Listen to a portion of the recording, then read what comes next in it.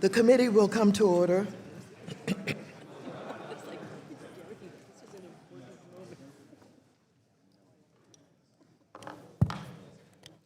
Without objection, the chair is authorized to declare a recess of the committee at any time.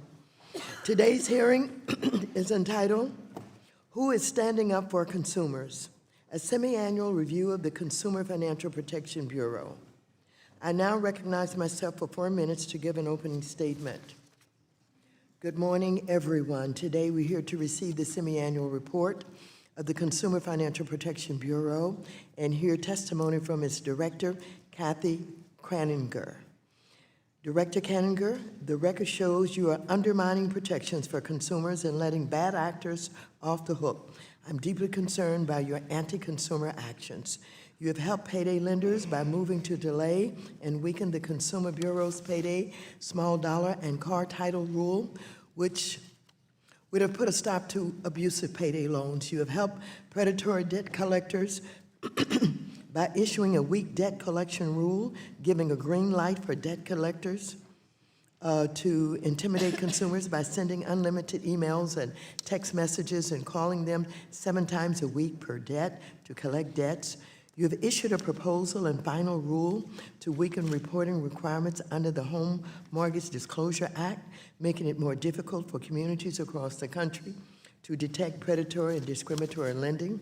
You have forced the Consumer Bureau to abandon its long-standing defense of the constitutionality of the agency's structure. As the agency's lawyers conceded in a court filing, this change gives ammunition to bad actors that want to resist the agency's regulation and enforcement of consumer financial protection laws. Congress specifically designed the Consumer Bureau to be an independent agency like other federal financial regulators, and it is clear that you're working to undermine the agency's ability to serve as an independent watchdog for consumers. You have failed to ensure that financial institutions that are caught red-handed committing illegal acts are required to return funds to consumers who have been harmed by those acts.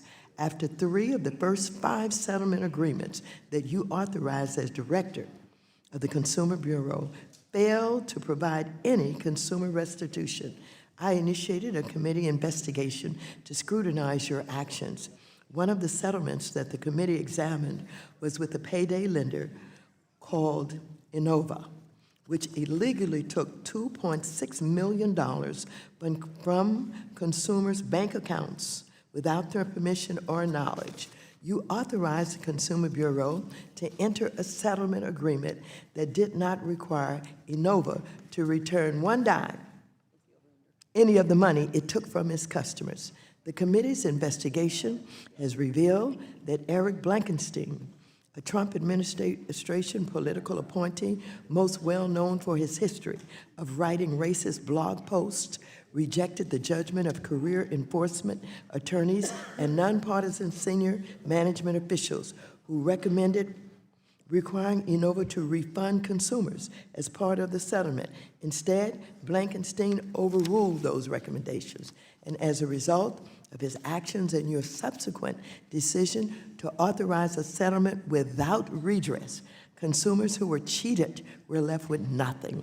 It is unacceptable that Trump administration political appointees are intervening to let predatory financial institutions off the hook and preventing consumers from getting their money back when it is wrongfully taken from them.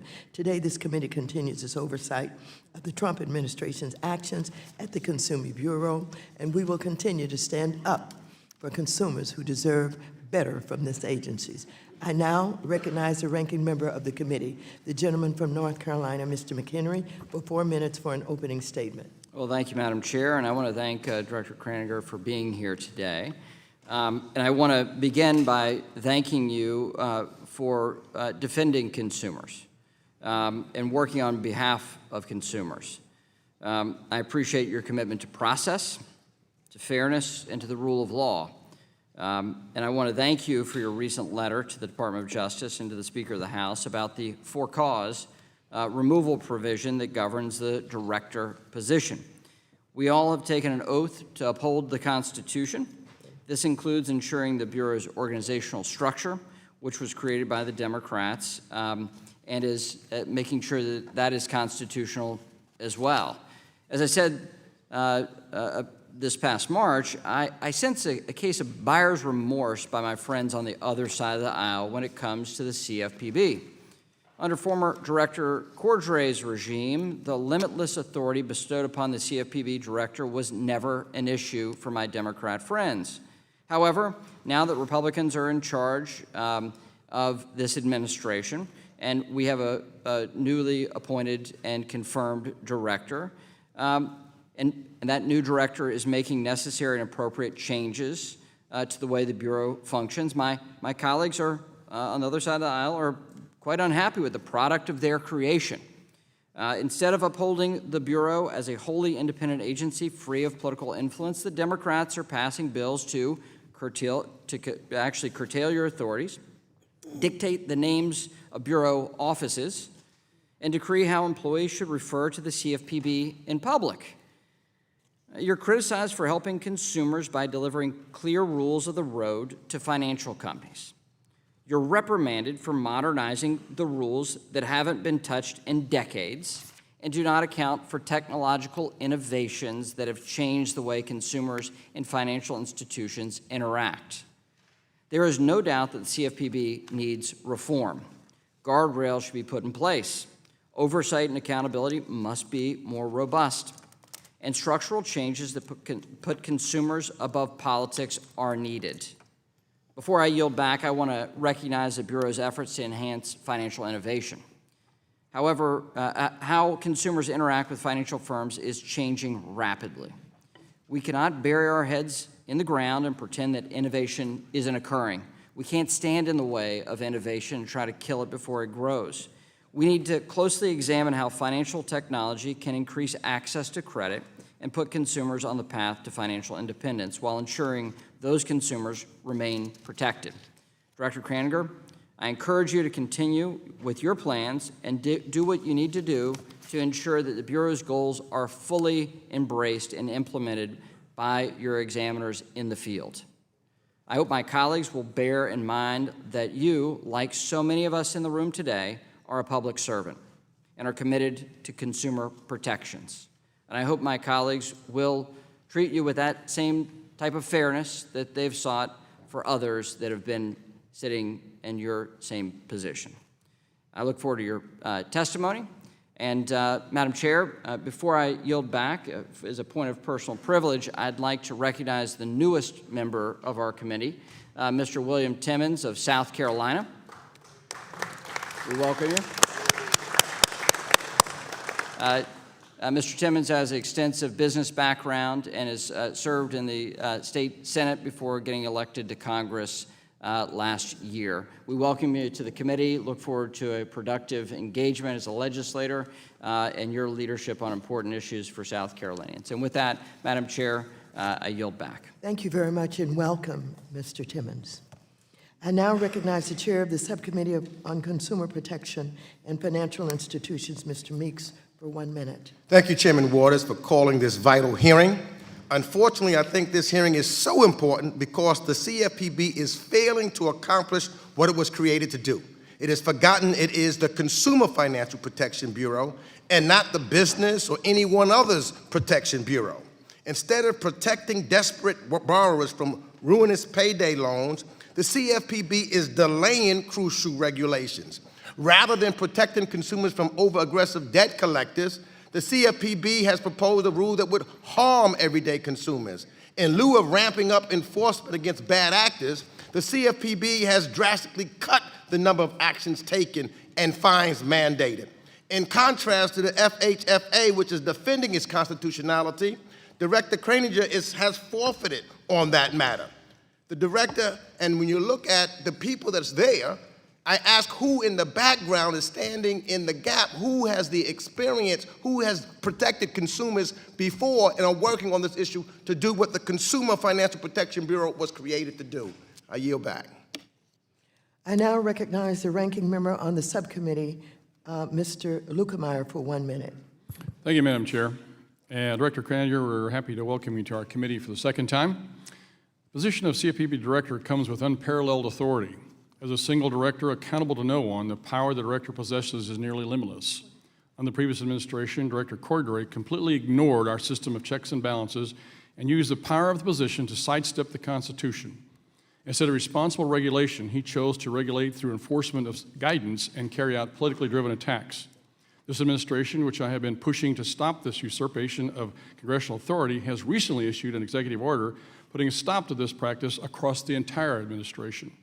Despite the actions of the previous administration, Director Kranninger has made progress to increase transparency and accountability at the CFPB. The Bureau is re-examining previous rules that were not properly researched or administered, such as the small dollar rule, and has issued new rules to protect consumers from harmful practices such as the debt collection rule. While CFPB has made progress under Director Kranninger, more can always be done. CFPB could also continue to progress to define what constitutes an abusive act or practice under UDAP, and should continue its re-examination of the small dollar rule to address the inconsistencies of the payments provision, just to name a few. Transparency and accountability are the guiding principles of American democracy and should extend to our regulatory regime. With that, I yield back. I now welcome to the committee our witness, the Honorable Kathy Kranninger. Ms. Kranninger has testified before the committee previously, and I believe she needs no further introduction. Without objection, your written statement will be made a part of the record. You will have 5 minutes to summarize your testimony. When you have 1 minute remaining, a yellow light will appear at that time. I would ask you to wrap up your testimony so we can be respectful of both the witnesses and the committee members' time. You're now recognized for 5 minutes to present your oral testimony. Chairwoman Waters, Ranking Member McHenry, members of the committee, thank you for the opportunity to provide this update on the activities of the Bureau and its important work. Preventing harm to consumers is the CFPB's top priority. We prevent harm by educating consumers to protect themselves. We prevent harm by having clear rules of the road for regulated entities. We prevent harm by using supervision and enforcement to promote compliance with the law. And we prevent harm by supporting dynamic and competitive markets that provide for consumer choice. While prevention is not always possible, it is the right goal, saving consumers from financial headaches, setbacks, and devastation. The semi-annual report and my written testimony provide a rundown of our activities for the first half of fiscal year 2019 and a preview of more recent initiatives, some of which I will highlight now. First, our efforts to provide clear rules of the road so that companies and consumers know what is lawful and what is not. Just last week, the Bureau finalized a rule that provides needed relief to smaller lenders from collecting and reporting data under the Home Mortgage Disclosure Act, or HMDA. And it codifies also a key provision of the Economic Growth, Regulatory Reform, and Consumer Protection Act. Additionally, last month, the Bureau announced policies to facilitate innovation, reduce regulatory uncertainty, and enhance consumer choice. The Bureau also announced its first no-action letter under the new policy. It is designed to help keep funding streams open for our nation's housing counselors who have assisted millions of Americans attain the dream of owning a home. Second, where we cannot prevent harm to consumers, we use our enforcement tool to hold bad actors accountable. Every case is managed by Bureau attorneys seeking justice in the public interest. In fiscal year 2019, we announced 22 public enforcement actions and settled 6 previously filed lawsuits, including, in a public fair lending enforcement action, the Bureau settled with one of the nation's largest HMDA reporters for violating HMDA and Regulation C. We took action against an individual who brokered contracts offering high-interest credit to veterans, and we took action against a student loan servicing company that engaged in unfair practices that violated the Consumer Financial Protection Act. Further, the Bureau's actions in fiscal year 2019 resulted in orders requiring a total of over $777 million in consumer relief and nearly $186 million in civil money penalties. I note these figures not as a measure of accomplishment, but to underscore the fact that the Bureau continues to appropriately use its enforcement tool. Third, we continue to promote a culture of compliance through our supervisory tool and empower consumers through education. Earlier this year, we launched an initiative, Start Small, Save Up, to help prepare Americans to handle unexpected financial events. As part of this initiative, we released a new savings booklet to help individuals create a path to reach their savings goals. and we are looking at other innovative ways to move the needle on saving in America. For example, the Bureau partnered with H&R Block to study saving during tax refund time. The study showed that encouragement through a simple email or small incentive increased the consumer's likelihood of saving a portion of their tax refund. It also found that 1 in 5 consumers who took advantage of the specific savings feature continued to save 8 months later. We will continue to engage in research about what works to promote the habit of savings and overall financial well-being. Fourth, I have a few recent announcements to demonstrate that the Bureau is committed to using the tools Congress gave it as effectively and efficiently as possible. Just last week, the Bureau handled its 2 millionth consumer complaint. To ensure that the Bureau's work continues to be informed by this input, I announced last month that we will continue the publication of Consumer Complaint Database. In addition, we will be enhancing the database by providing new tools and graphics to analyze consumer submissions and putting that data into context. Also last week, I announced the establishment of a task force to examine the existing legal and regulatory framework. The task force will make recommendations for improving consumer financial laws and regulations, as well as enhancing consumer understanding of markets and products. We are currently accepting applications from individuals who are interested in serving on the task force and welcome recommendations from members of Congress. Just yesterday, I am proud to note that the new private education loan ombudsman met an important congressional mandate given specifically to that position by issuing his first annual report on time. The report covers 2 years and analyzes complaints submitted by consumers. The Bureau also sent a signed memorandum of understanding to the Department of Education consistent with its statutory responsibility to share consumer complaint information with ED. Before I close, I'd like to touch on one final issue, and that's the constitutionality of the Bureau's structure. As you are aware, Madam Chairman, I can finish. I know there'll be questions about the No, I don't want you to get constitutionality started on a new part of your Understood. report. Your time is up. I now recognize myself for 5 minutes for questions.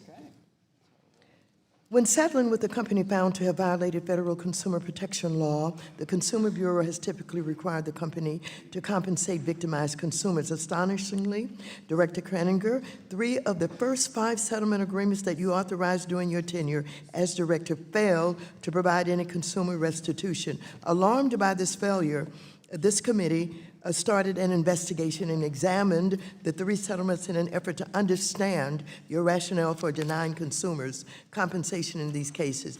The committee recently released a majority report detailing its findings.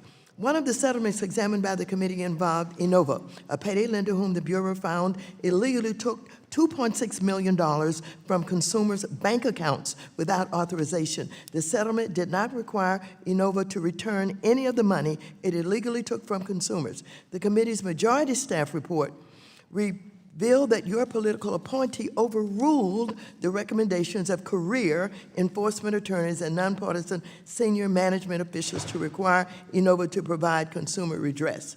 The political appointee rejected not only the recommendation of career attorneys, but also the opinion of the Consumer Bureau's legal division that returning the money illegally debited was appropriate. Why did you not require them? Chairwoman, let me note that every case is fact and circumstance specific, and we have to apply the law to those facts. No, just tell me about Innova. They took the, well, let me ask you, did they take the money from consumers' accounts without their knowledge? Did you find that was true? That is certainly the case. Okay, that is claim true. was, Okay, all right, yes. thank you. Having done that, and having done your investigatory work, et cetera, you got to the point of a settlement, is that right? Yes. But you denied the victims any compensation. Why?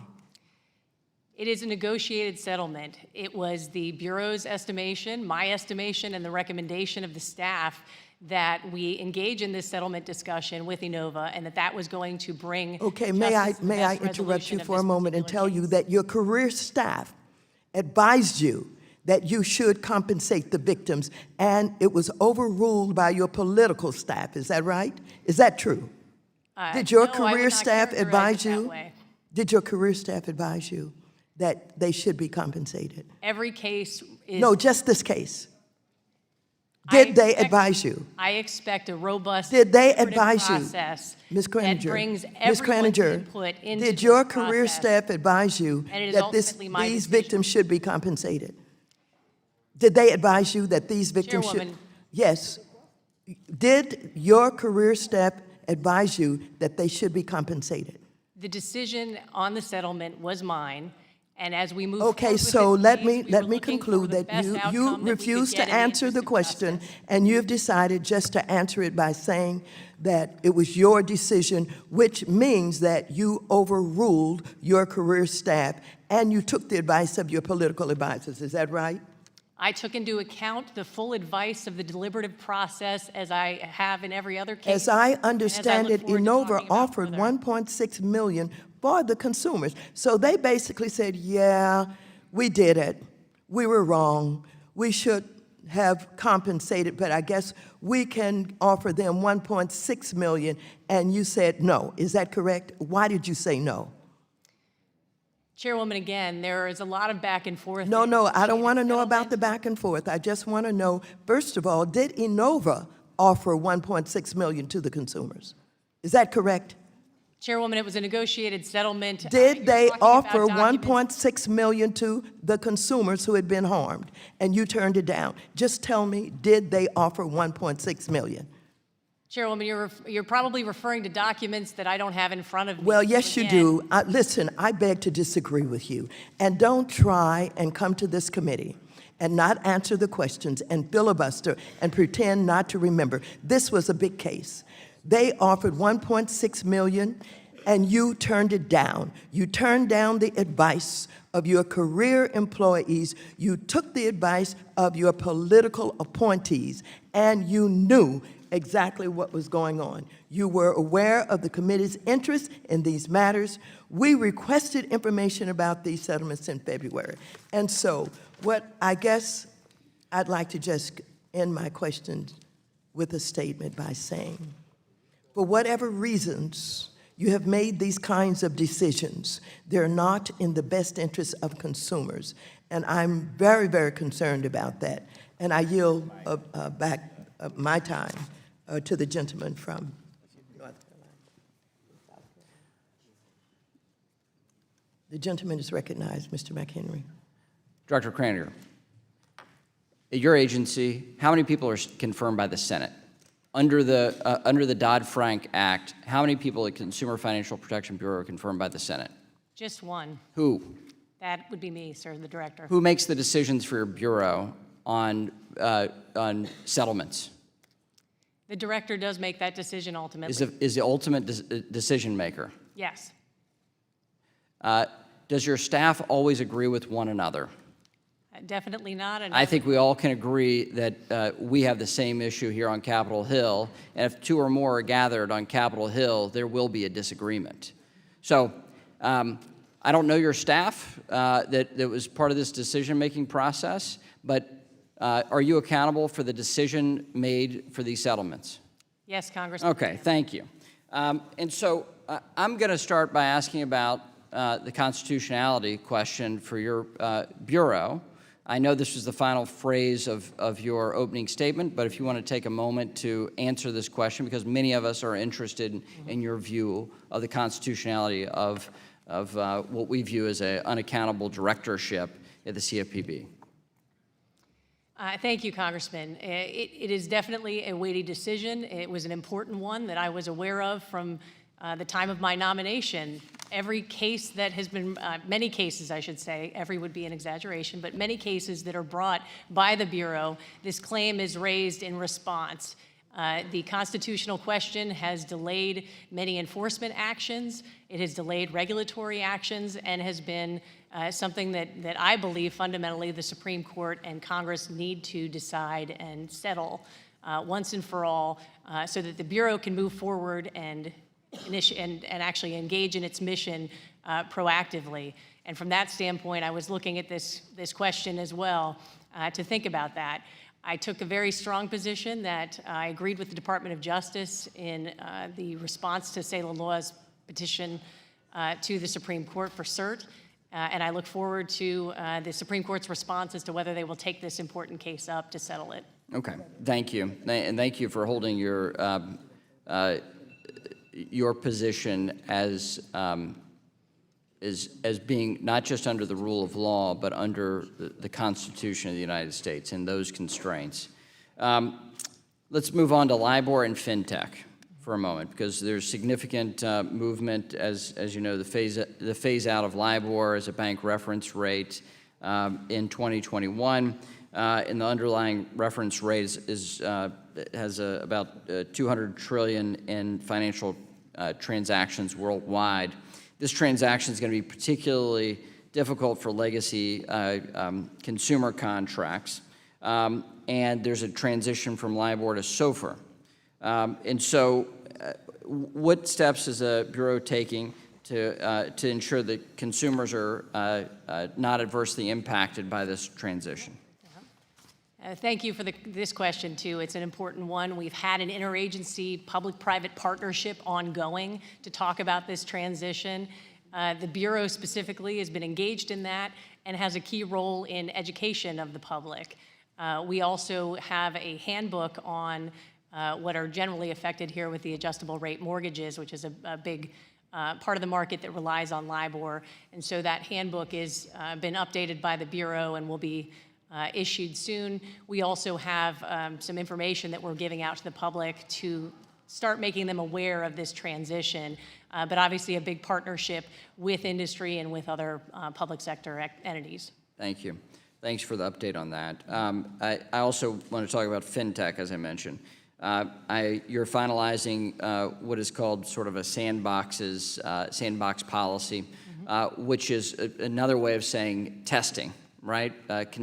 Testing new ways to meet societal goals and regulatory flexibility to ensure that we're meeting those societal goals under law. And so I want to ask, along those lines for the sandbox approach, what safeguards has the Bureau put in place to ensure that consumers are not harmed while also granting regulatory flexibility?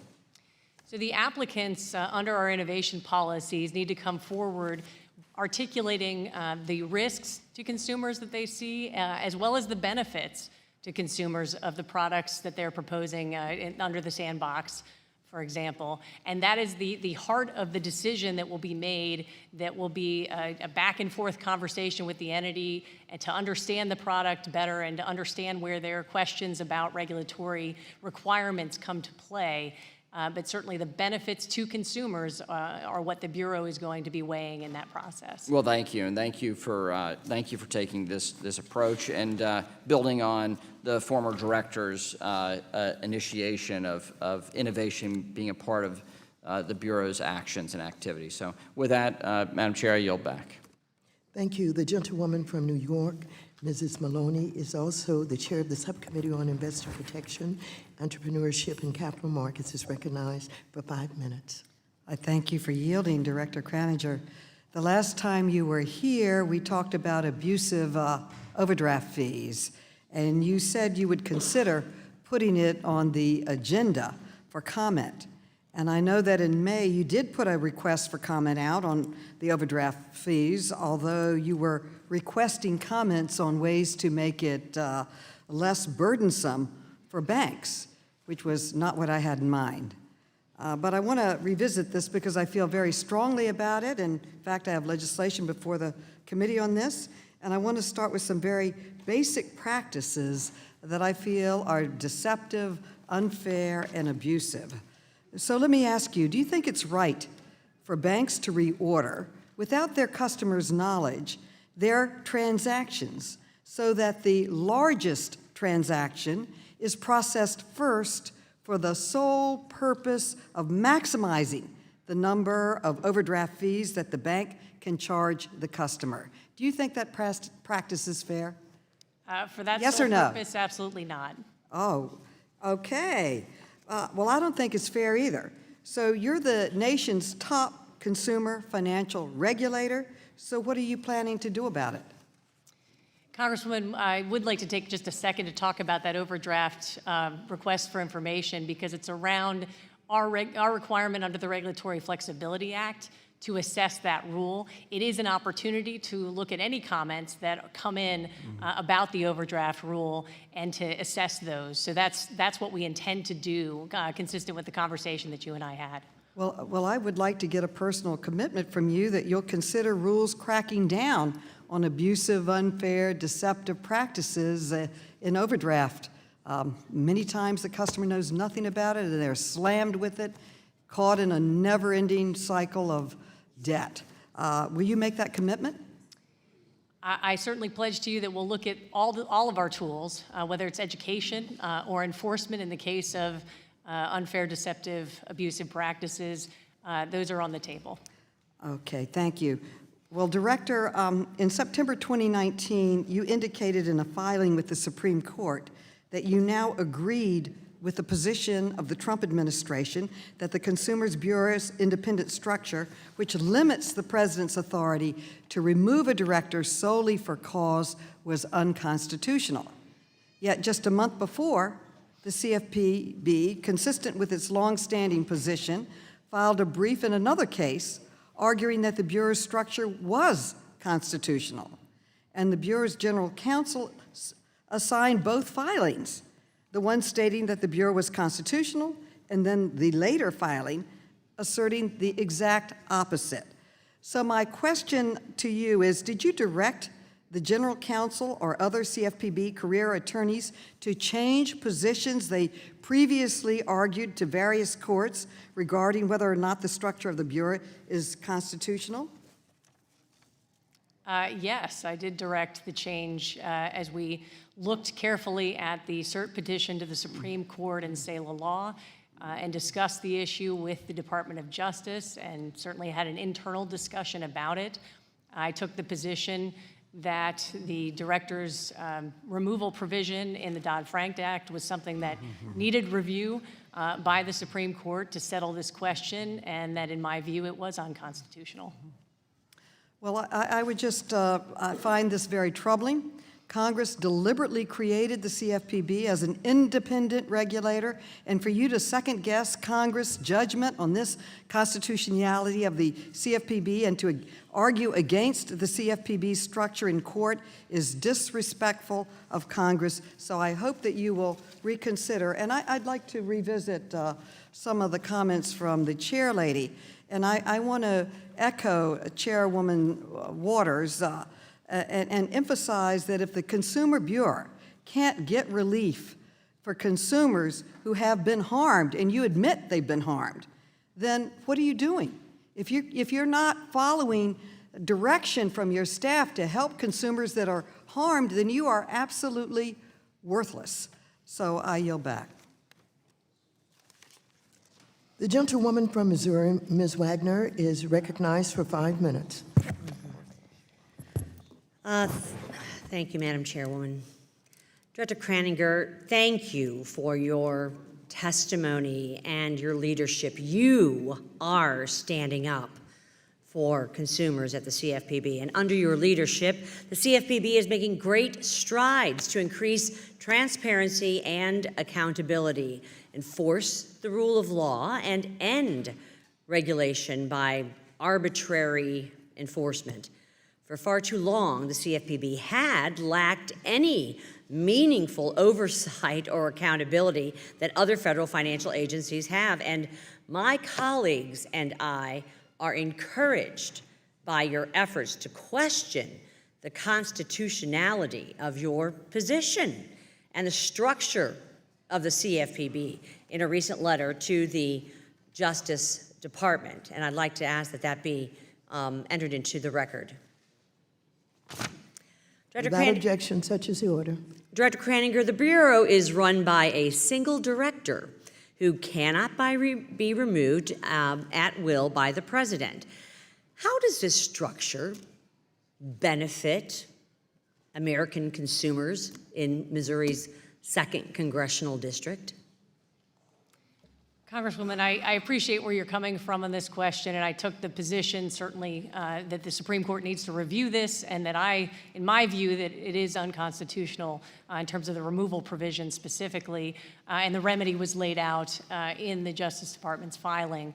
But I will say the rest I will certainly leave as a question for the Supreme Court and Congress to consider in terms of what the structure is that would be most appropriate. And I recognize it is a controversy that needs to be discussed, and there are two sides to this position. In your opinion, how can the CFPB better protect consumers? Is more regulation the answer?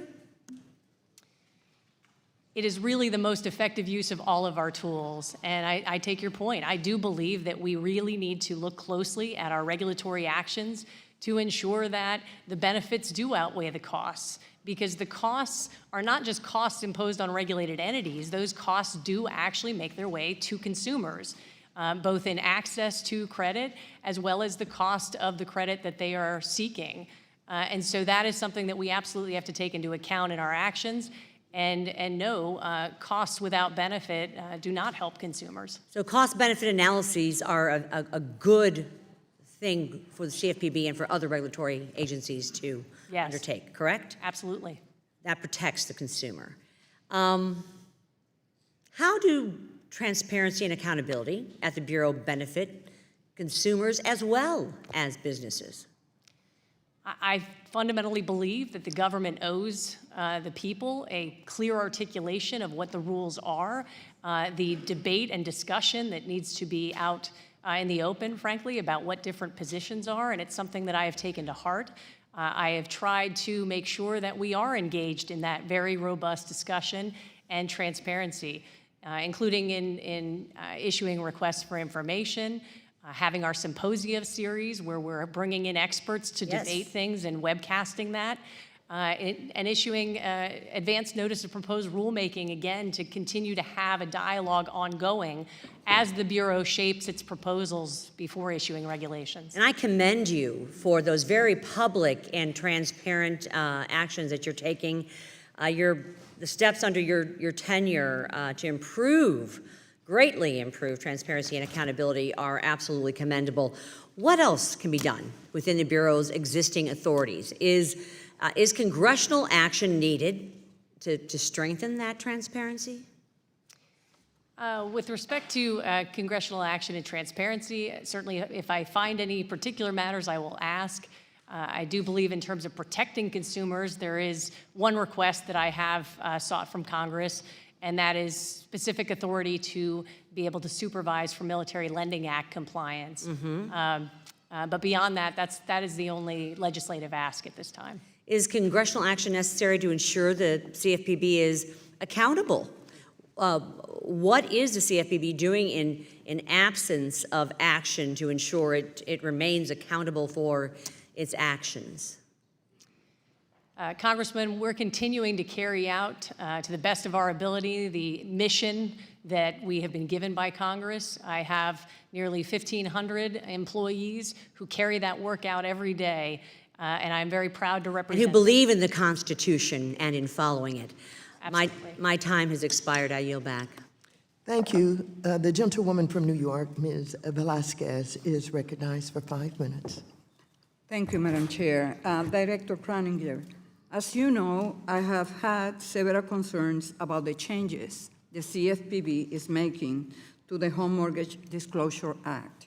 In May, Chair Waters and I sent you a letter signed by 62 other members expressing those concerns, including your decision to retire the HMDA Explorer tool, which allowed users to design their own queries and tables and to download raw mortgage data.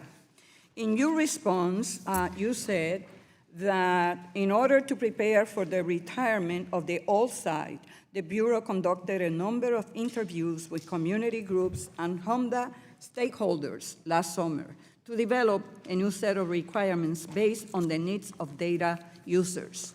Can you please tell me specifically which groups and HMDA stakeholders did you meet with and which ones have endorsed your approach? Congresswoman, we can certainly get back to you with a list of individuals that we asked last summer about the change. I can tell you I took seriously the letter that you sent. I asked the staff whether we had that robust engagement, And we are looking very carefully at this. The HMDA You Explorer asked tool the is still staff available. if you had that robust engagement. Did you? What was their answer?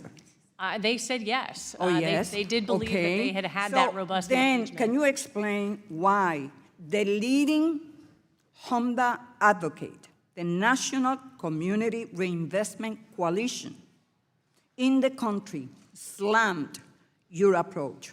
Did your staff meet with them? The leading organization nationwide.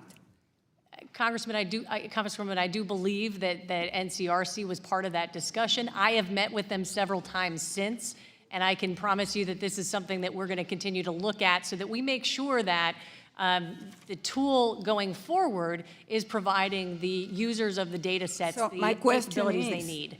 which of the groups that you met with endorsed your approach?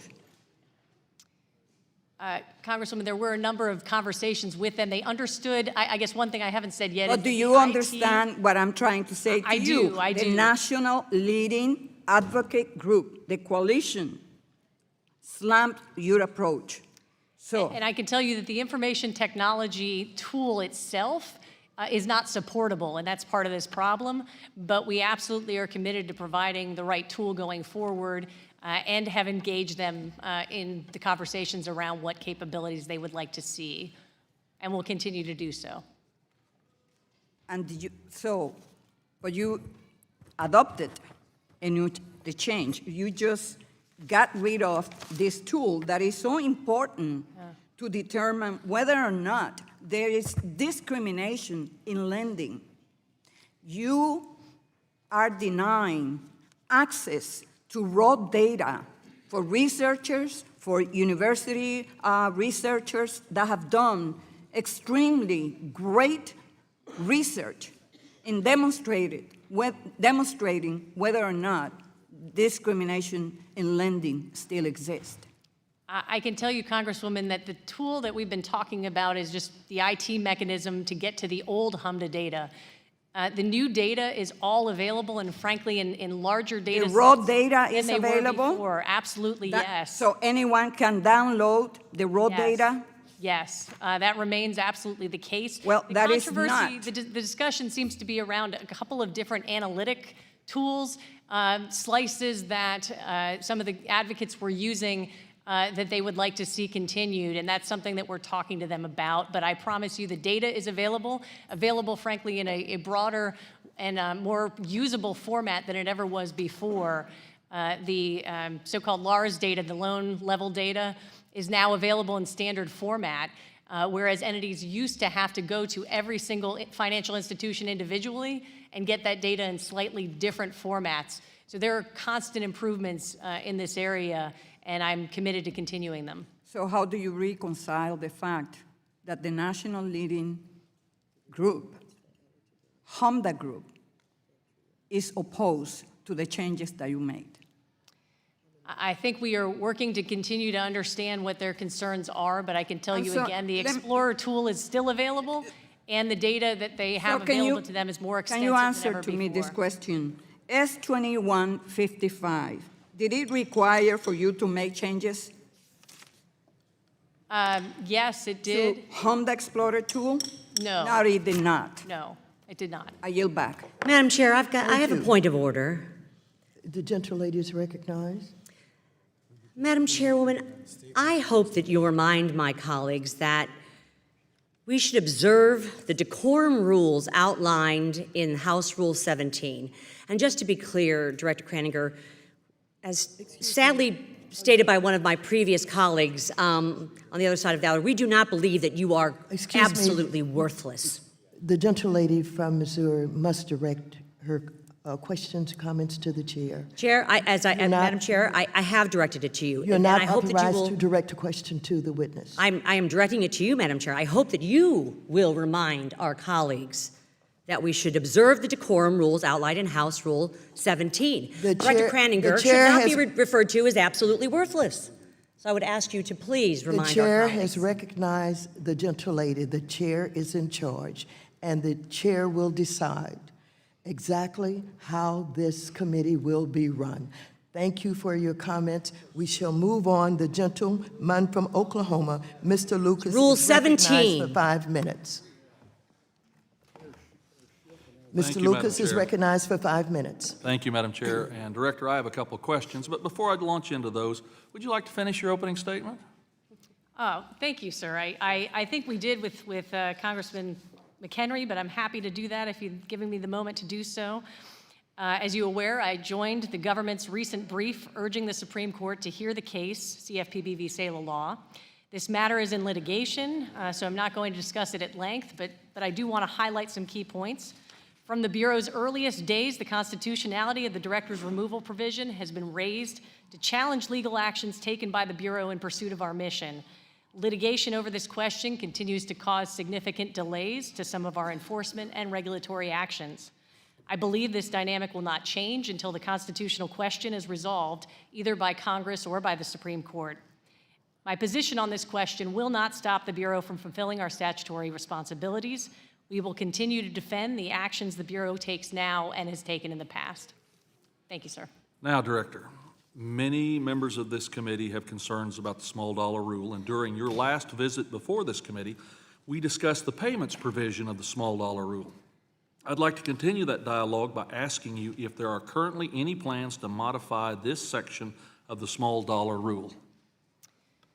Congressman, I remember the conversation and know that there have been questions raised. There was a petition, in fact, for us to reconsider it, and that's a petition that is still standing. In the meantime, though, the payments provisions, as you know, are stayed due to litigation over the rule in its totality. I can say that the payments provision and the underwriting requirements do have a separate legal and factual basis in the 2017 rule.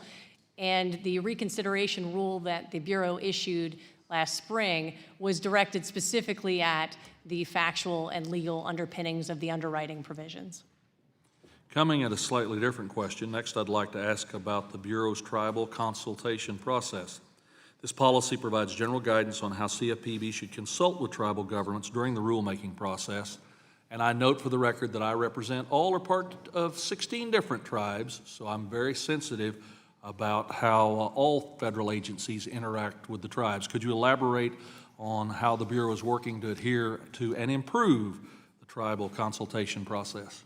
Absolutely, and I appreciate that opportunity. I have had the opportunity to meet with tribal leaders in this position, and I shared with them that I have a history in many of my other positions in government of working with tribal entities to understand the unique issues that they're facing and to have that dialogue with them as required through the regulatory process. We do have a tribal official designated. We do have regular interactions with the tribes and make sure that, again, they have the opportunity to raise the concerns or questions or issues that they're seeing in the marketplace that affect them.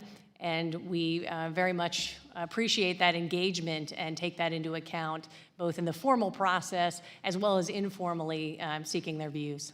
Because not only in Oklahoma, but across the country, they are a very progressive, very focused economic force in developing communities to the benefit of everyone. With that, thank you, Director, and I yield back the balance of my time, Madam Chair. Thank you very much. The gentleman from New York, Mr. Meeks, who is also the chair for the Subcommittee on Consumer Protection and Financial Institutions, is recognized for 5 minutes. Thank you, Madam Chair. Madam Director, I've got 5 minutes.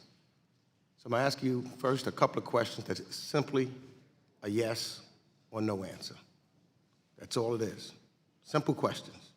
1, are you aware of the fact that the Consumer Bureau's legal division concluded that the law supported the Consumer Bureau's ability to seek remediation from Enova? Yes or no? I'm sorry, that we sought mediation with Enova? Is that the premise of your question? That the Consumer Bureau's legal division concluded that the law supported the Consumer Bureau's ability to seek remediation from Enova. Yes or no? I don't know that I am aware of that, Congressman, but I guess you might need to get to the next question and we can talk more fully about it. Okay.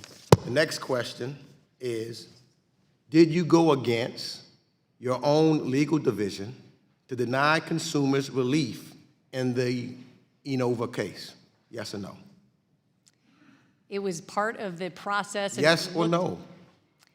I I only Congressman, I have know 5 you're minutes. I seeking don't have yes or time. I got no. other questions. Yes or no? I can tell you that the full panoply of I just need a relief yes is or under no. consideration in each case. We're talking about decorum here and all of that. Decorum would say that the witness would answer the question. And the question is simple. Did you go against your own legal division to deny consumers relief in the case of Enova? Yes or no? Congressman, as we already discussed, the decision You- is mine. you're not- and I absolutely So take then the the answer advice is yes? and recommendations of all of the So staff. then would the answer be yes? It is a deliberative process. It's and your it comes to decision. me for No decision. one is denying the fact that it's your decision. My question is simple. You made the decision. Given The that it's question my is, decision, did I'm not you overruling make- anyone. Did you go It is to my decision. your decision? So you overruled? There is no overruling when it's my decision, sir. Well, you get recommendations. At times, my staff goes and they make certain suggestions to me. And if I overrule them, I'll stand up and say, I overruled them. So the question to you is simple. You have the authority. Nobody's questioning whether or not you had the authority or not. The question is, did you? The decision is mine to make based on, of course, I'm a not lot of it- questioning that. I'm not questioning that. The Well, I question guess I would is, question the use of the word overruled then, well, the Congressman, question because that is, did you, implies there's an okay, action that's did been you, taken did you that go is being against, reversed. did you go against what the legal division recommended? There was a robust discussion that many The legal, staff provided. let me try it one input more on. time because it's a yes or no answer. The legal division came up with an opinion, right? That they presented to you. Doing their job, they presented you their opinion, right? That's their I job. will say, again, as a factual matter, the enforcement attorneys bring these Did they recommendations forward. present you their opinion after they did their work? Yes or no? The enforcement attorneys do What? present the It's a case yes. What's so and difficult? for their- Is it for my difficult to say decision. yes? So they did.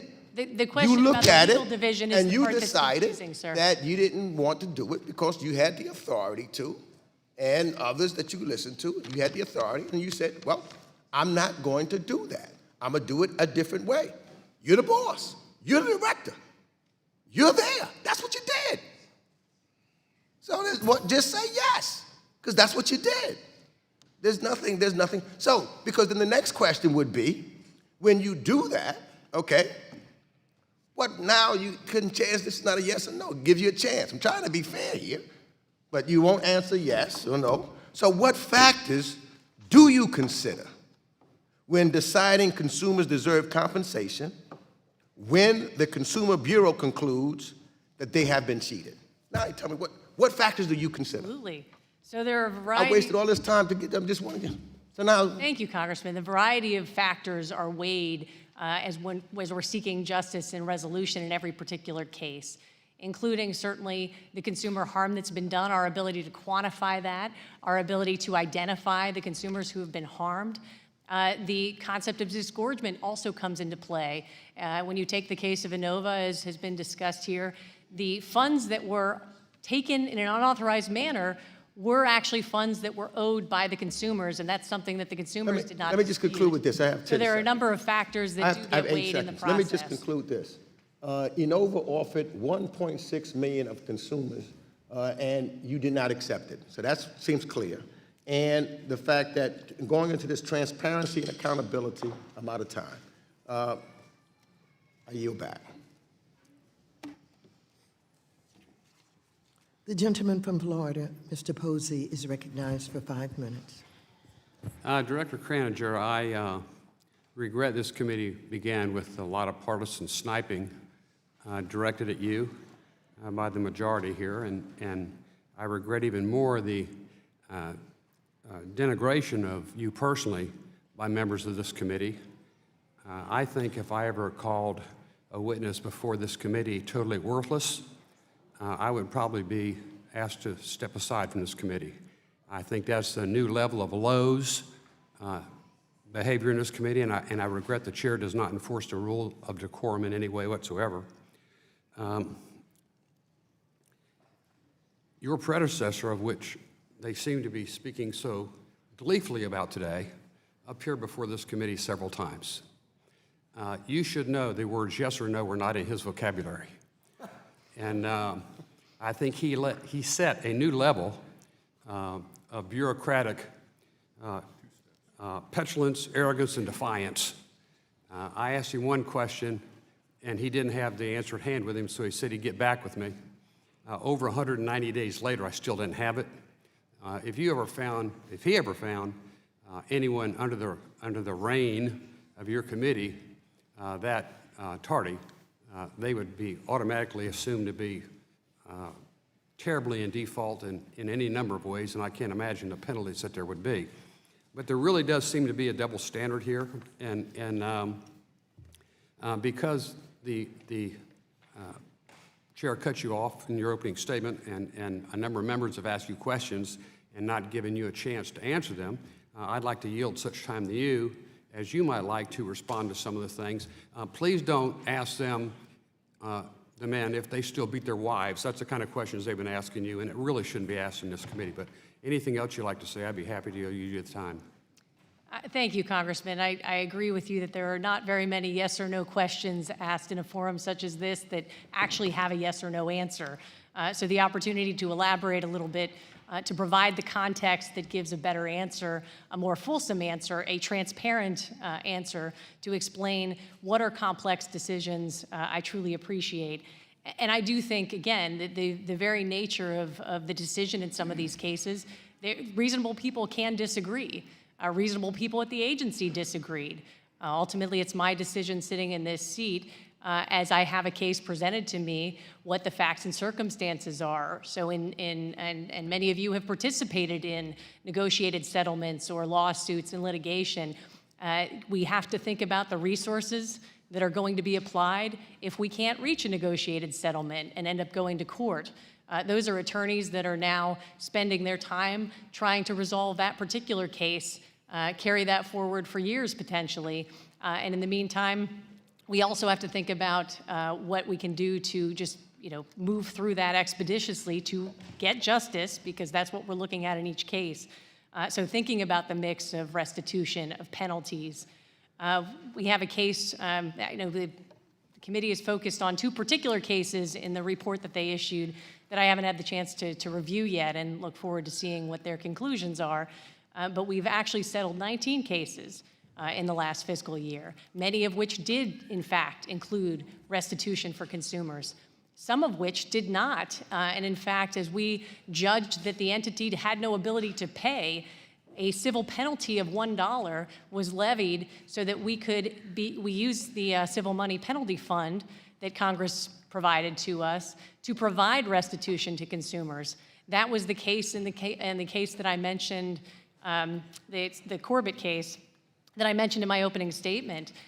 We did in January levy a civil penalty of $1 on Mr. Corbett, and since that time we have given $9 million in redress to veterans who were harmed by his actions. And so that's the opportunity that I get to highlight here with the time you've given me, sir, so thank you. Will the gentleman yield? 20 seconds. I just want to reiterate, following up on your point, Ms. Posey, that Clause 1B of Rule 17 of House Rules requires that members confine their remarks to the matter under debate, avoiding personality, impugning a member's motives or implying a lack of intelligence, calling someone absolutely worthless, is not consistent with the principles of decorum, and I hope that the chair will ensure that debate is consistent with the standards and history of this committee. I yield. Thank the gentleman for yielding. Thank you for yielding back. Are your stipulated settlements a matter of public record, unlike the Obama administration's Justice Department? Yes, our settlements are public. Thank you. I recognize myself for a point of personal privilege to respond to Mr. Posey's comment about my actions as chair. First of all, I do not believe there was a breach of order and decorum, and the director is not a protected class, and I believe that remarks were directed to the Bureau. Yeah, we agree that the CFPB is worthless.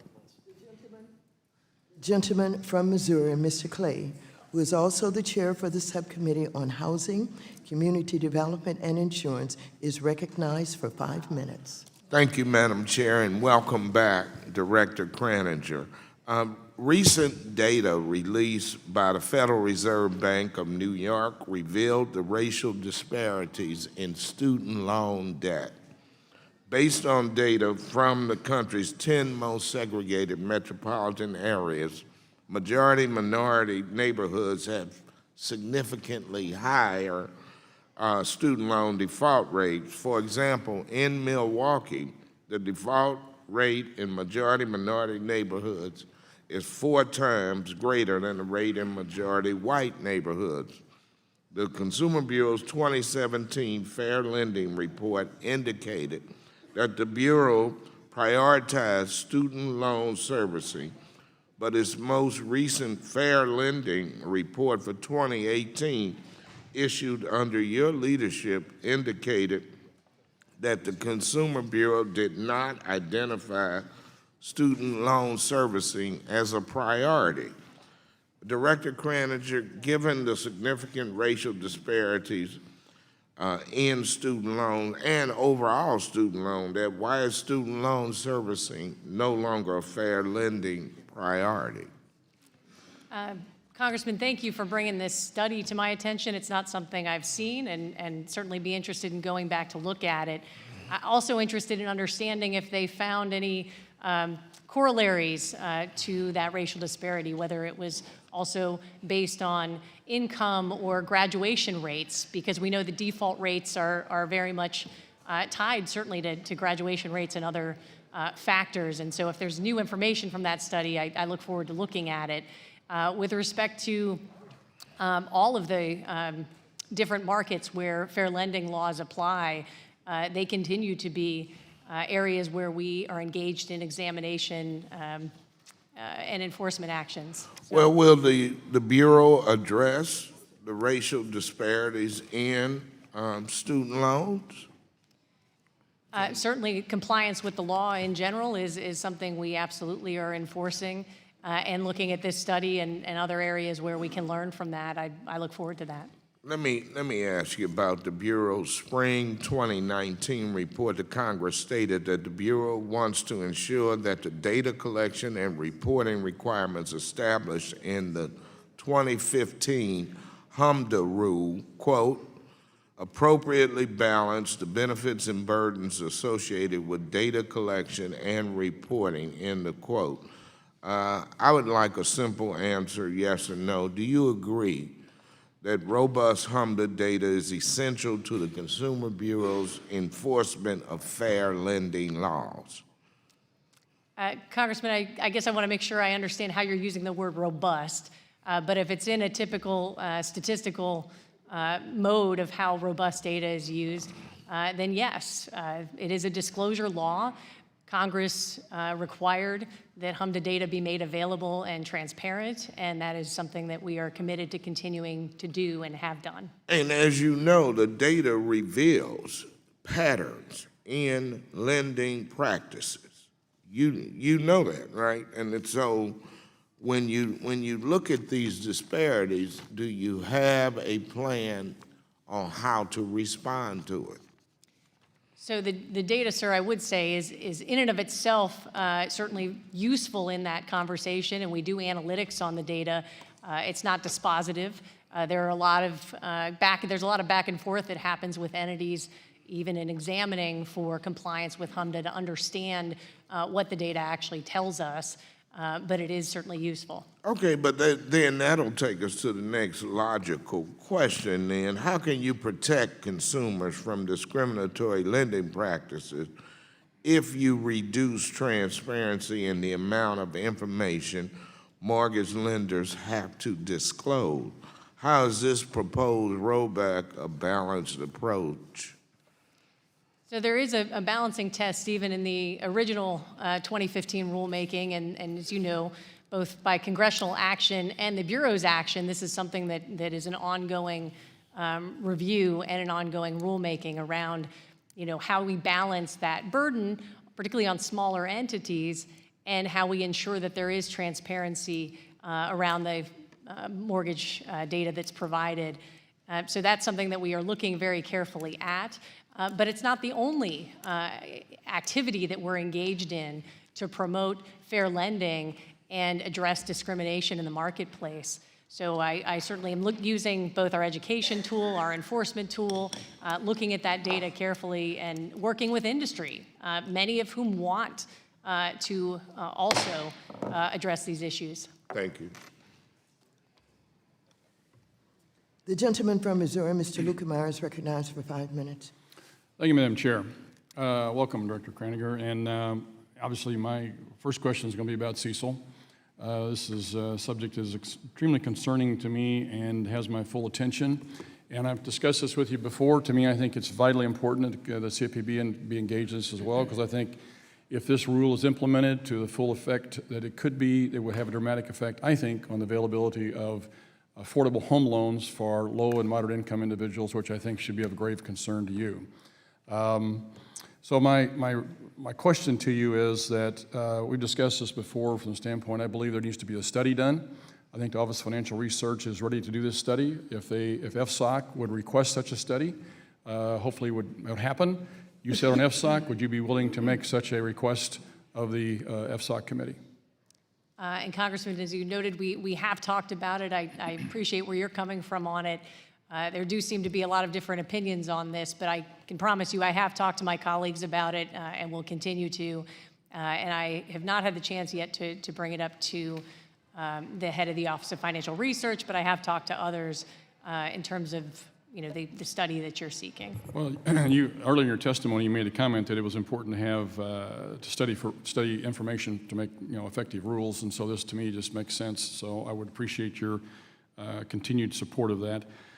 With regards to a number of comments have been made this morning about the constitutionality of CFPB, and we'll argue about fixing it, how you fix it, what do we do. It's really kind of interesting to me that my good friend Mr. Scott and I have a bill that we've asked the chairman to bring to the floor, which would actually address one of the issues that we brought up this morning, yet we have yet to have that hearing and would respectfully request such a hearing of the chairwoman, because I think to not do that would be hypocritical to not have a hearing from the standpoint that everybody in a bipartisan fashion believes this is an issue that needs to be brought and have a hearing on. Yet here we are 9 months into this administration and this committee and have yet to have this hearing. With that, I know one of the other comments, I think was Mr. Lucas mentioned a minute ago, that with regards to the payday rule, I think NACHA has had some rule changes that they put in place, and I think you made your comment a minute ago with regards to sort of letting everything sit on hold, see how it all works out. I would hope that you're taking those rule changes into consideration as you work through this process. Yes, Congressman, we're looking at new information. We obviously got a lot of comments back in response to the proposed rule, the reconsideration rule, as well as things that are changing in the market in general and activities the states are taking in this space. So all of that information is useful. In the fall of 2018 Unified Regulatory Agenda, the Bureau announced it was considering whether rulemaking or other activities may be helpful to further clarify the meaning of abusive acts or practices under the Dodd-Frank Act. In addition, in June of this year, the CFPB held a symposium on the definition of abusive acts or practices. What was your takeaway from the symposium, and what was the response from the stakeholders? It was a very robust discussion, as you can imagine, hours of back and forth and conversation about whether the statute stands on its own and whether there is a need for further either guidance or rulemaking or other action to further clarify the language in the statute.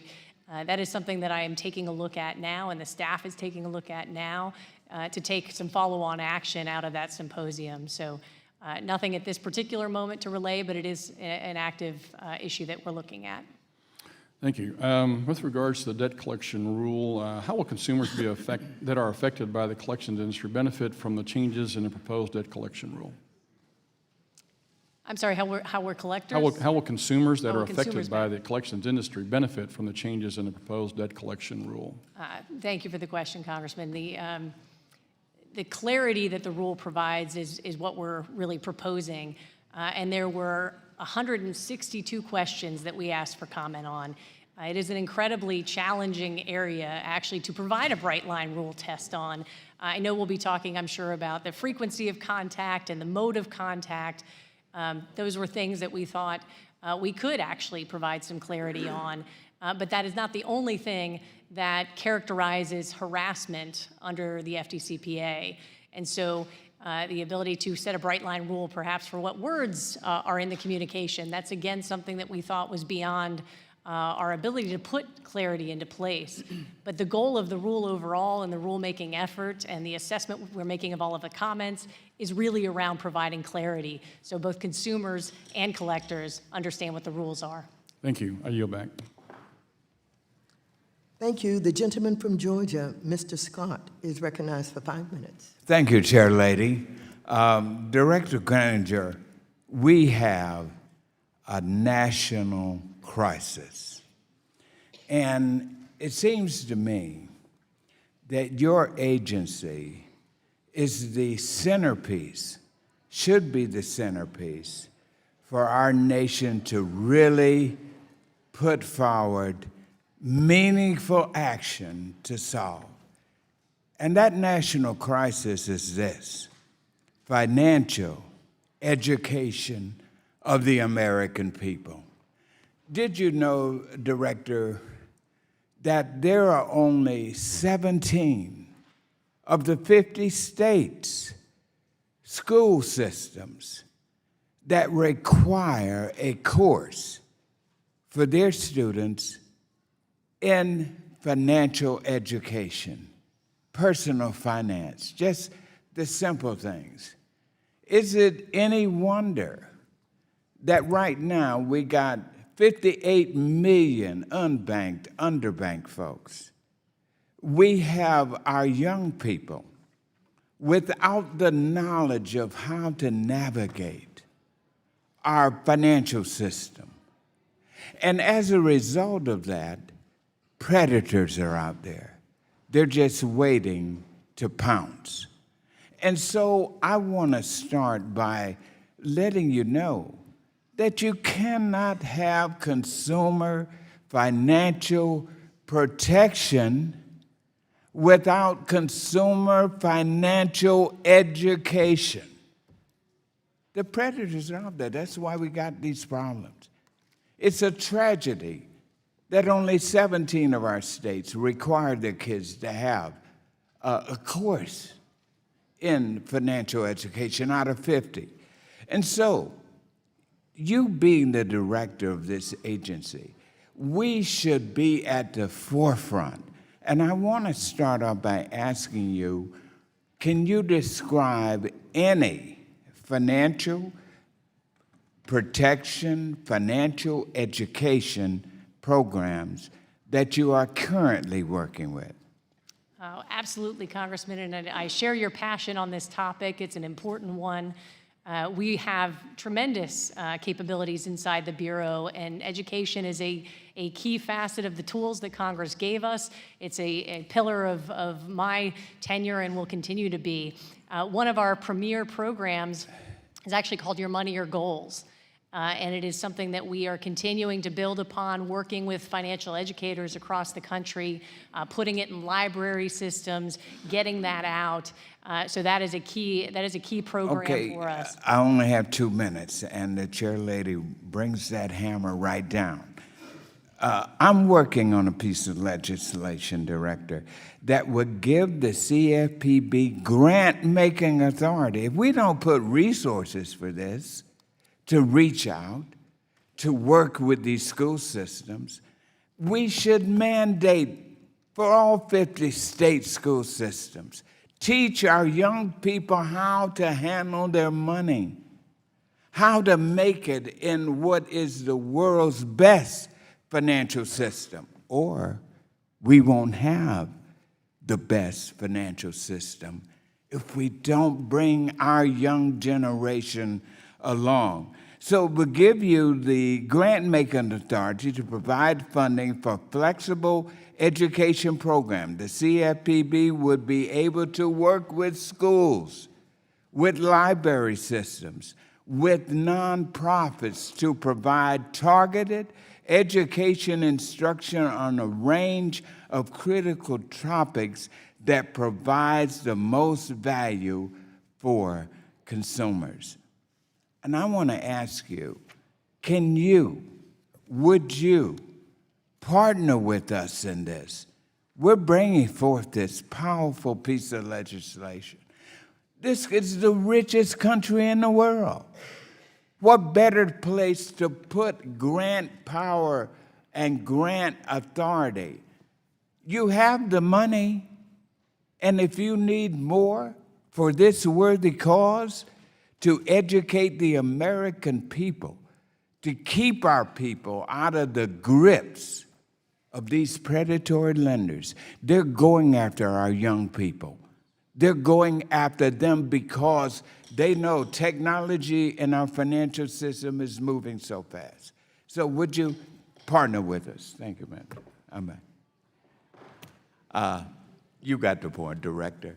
The gentleman, I'm looking to you as a partner. Thank you. the gentleman yields back his time. Yes, ma'am. The gentleman from Michigan, Mr. Huizinga, is recognized for 5 minutes.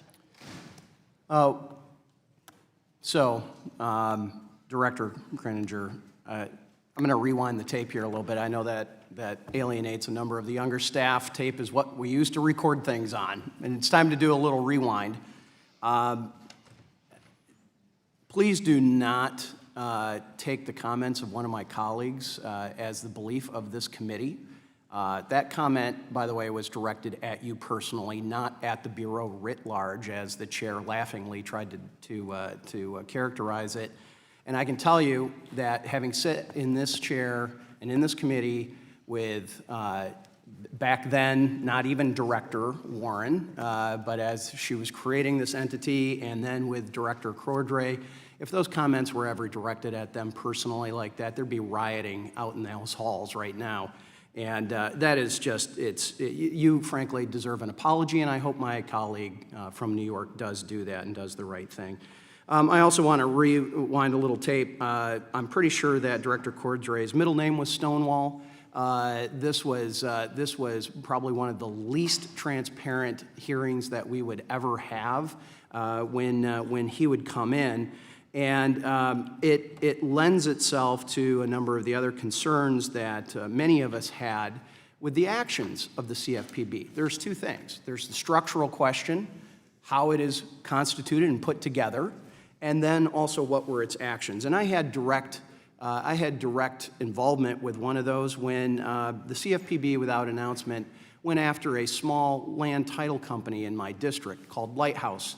And I won't impugn him and risk his career on the other side of the aisle by naming him, but one of my colleagues on the other side, after a month of not even getting a return phone call from the staff at the CFPB about our concerns, offered to intervene, put me on the speakerphone while he made the call to the CFPB to try to help resolve this, because they were going to be put out of business by the CFPB, not because they violated a rule, not because they violated the law, but because the CFPB decided to put a letter out that they didn't like the actions. Even though it was legal, they've just decided that no longer should this company act in this way, and they wanted to set a precedence for everybody else. That gets to the very heart of the issue that we have, is what is the constitutional structure of this organization? Is congressional action necessary to ensure CFPB accountability? Because right now there is none. Many of us believe that it is an out-of-control and unaccountable organization when it was first created.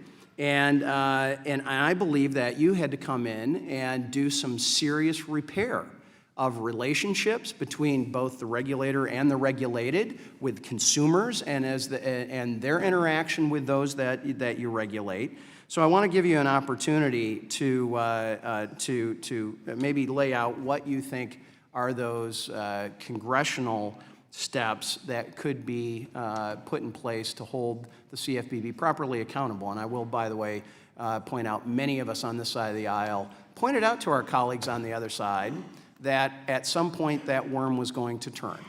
And when you had an unaccountable organization with a director that not even the president could remove, that was going to be problematic. And that's exactly what it turned out to be. And I appreciate your efforts in trying to put this back in a reasonable box, but the time is yours. Thank you, Congressman. I will note that it is certainly the purview of Congress, and now with a cert petition before the Supreme Court for the court to look carefully at the removal clause associated with the director, and that's where I have made my view very clear that I do believe that that provision is unconstitutional and needs review and needs to be addressed and settled. So I am hoping that that takes place fairly quickly. The important work of protecting consumers, the important work laid out in the statute that gave the Bureau its mission, our efforts to educate consumers, to create regulations that are clear rules of the road for the regulated entities, to engage in the supervisory conduct that allows for compliance by entities that are seeking to, again, provide responsible products and services to consumers. That's important, and our enforcement actions, and so we'll continue to do those. And in my last second, I believe that fiscal oversight needs to be returned to Congress with this organization as well. So with that, I yield back. Thank you. I recognize myself to respond to the gentleman's criticism of the gentlewoman from New York. The gentlewoman's remark was directed, in my view, to the CFPB, not to the witness. The gentleman from Texas, Mr. Green, who is also the chair for the Subcommittee on Oversight and Investigations, is recognized for 5 minutes. Thank you, Madam Chair. Madam Director, should the CFPB place more emphasis on protecting financial institutions than protecting consumers? Congressman, our mission is protecting consumers. Should it place more emphasis on consumers? Our mission is to protect consumers. May I take that as a yes? Yes, sir. Thank you. If this is the case, let's look at the curious circumstance of Capital One. In 2012, Capital One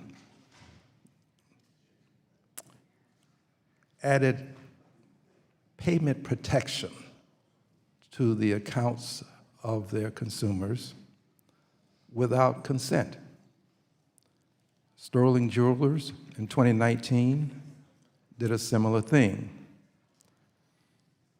When the CFPB engaged in taking corrective action, Capital One paid $140 million in restitution. Sterling, on the other hand, paid $0 in restitution. Both engaged in similar activities. One paid a very, very substantial amount to consumers by virtue of the Bureau's actions. And in the Sterling case, the Bureau did not ascertain the number of consumers who were harmed, the amount of restitution that should be paid, and in fact, made a $0 amount of restitution applicable. It just seems to me that if this is the case, you're putting the financial institution before the consumer. How do you rationalize going from $140 million as restitution to $0 in restitution? Congressman, I'm presuming that the comparison that you're making is laid out in the report that the committee issued as we were just starting the hearing. So I haven't had the chance to look at it. I very much look forward to looking at it and seeing In what that case, conclusions let me continue if you haven't reviewed it. One would assume that as the head of the CFPB, the person who makes these decisions, you indicated earlier that these are your calls.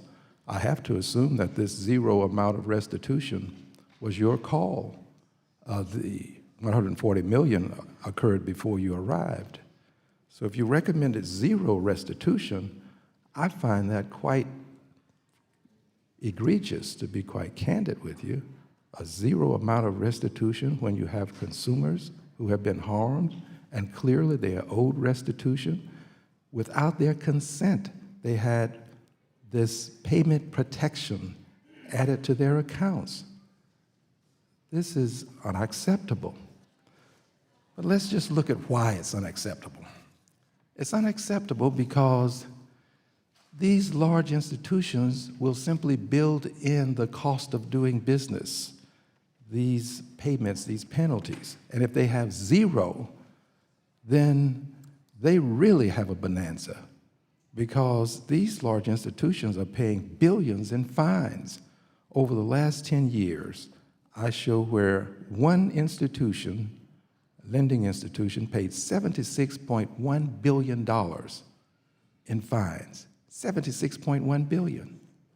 So what you're doing is giving them a license to continue without penalties. At least if they had to make the restitution, that would be something to deter them. But under your watch, no restitution. I find that unacceptable. If I could, Congressman, there was in fact a not penalty just, in the not Sterling just yet, case. please. I have 39 seconds, and I gave you the opportunity to explain. Let me ask you one other question. Do you believe in the concept of testing? Do you think that that works in acquiring empirical evidence? Congressman, I believe you're referring to match pair testing? Yes, I ma'am. presume? Yes, Okay. ma'am. It is something that the Bureau does utilize. Do you believe that it is effective? It is one capability of Is our it one enforcement tools. capability that's effective? Can you say that it is effective in any way? Or do you believe? It's one that we use. Okay, so you believe that it's effective? Is that a yes? In certain circumstances, yes, in the Okay, right circumstances. thank you very much. I yield back.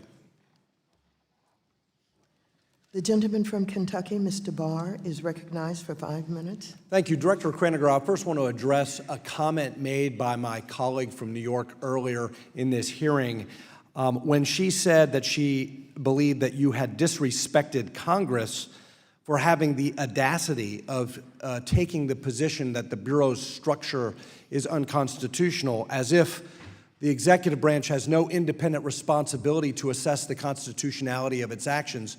Let me just say on behalf of me and my colleagues, I want to thank you for respecting many of us, members of Congress, who believe that the Bureau's structure is unconstitutional. And apparently the en banc panel of the Fifth Circuit Court of Appeals agrees with you, Director Kraninger, and agrees with those of us in Congress who believe that it's unconstitutional and disagree with the gentlelady from New York, as they have held that the structure of the FHFA is unconstitutional because it shares the same defects in its structure as the Bureau.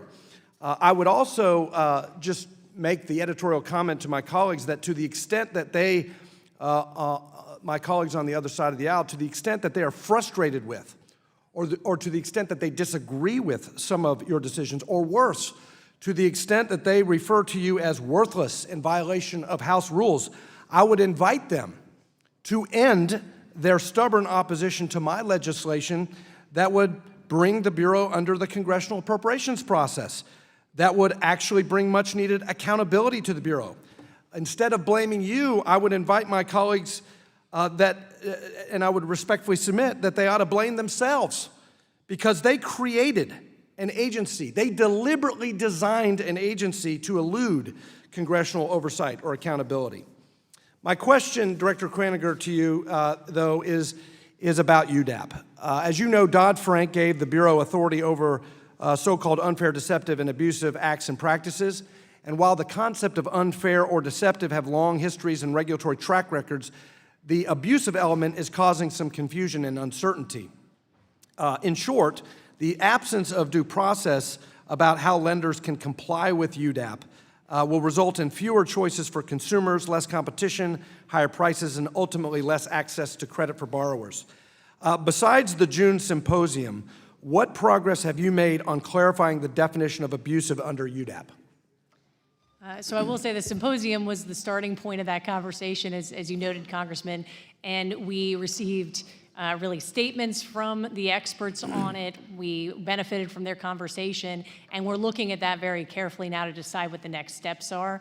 I don't have anything to share with you today specifically on that, but the record is clear in terms of what that conversation was, and is something that I'm weighing carefully. Director, I'd encourage you to expedite that because due process is counting on you. The small dollar payment provision. When a lender places a loan in collections, that can harm the borrower and limit opportunities for credit rehabilitation. Are you concerned that lenders could react to the payments provisions of the rule by proceeding straight to collections following the second unsuccessful payment attempt? This is the first time I've heard that concern raised. I know there are other concerns that have been raised about the payments provision. It's currently stayed by the courts, so is not in effect yet. We also have a petition to look at it, but largely, again, our reconsiderations associated with the underwriting provision. I appreciate you considering that dimension, that potential unintended consequence. With respect to debit cards in the payment provision,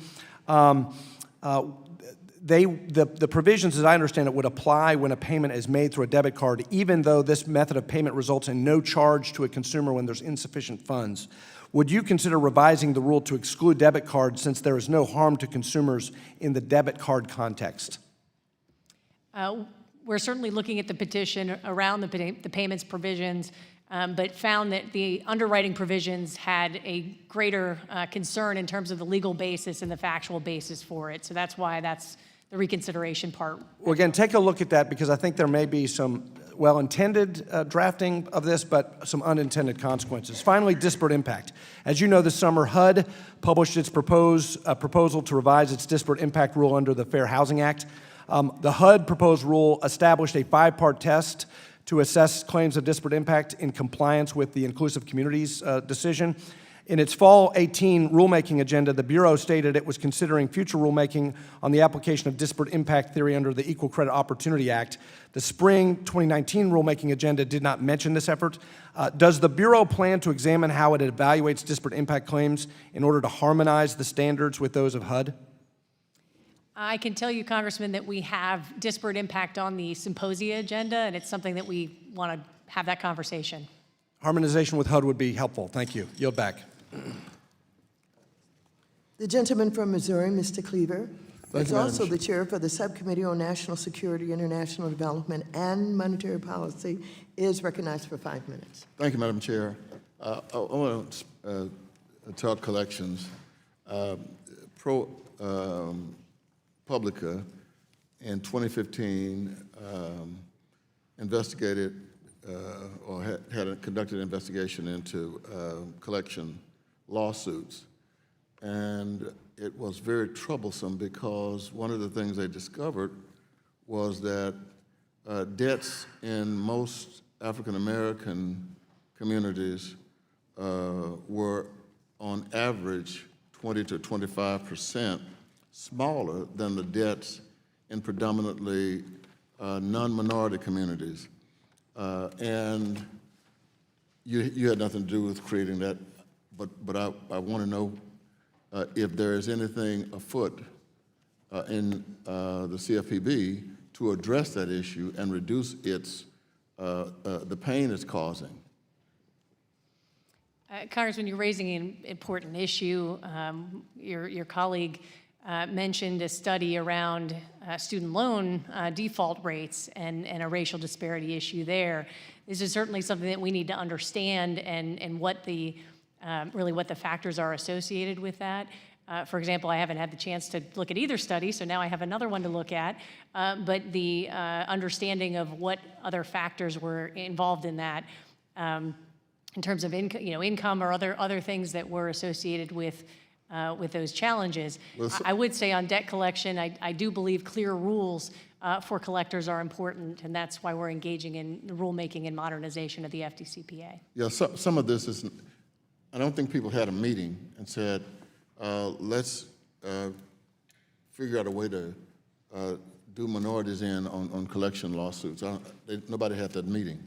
Some of this stuff is institutionalized, and so we're not conscious of it.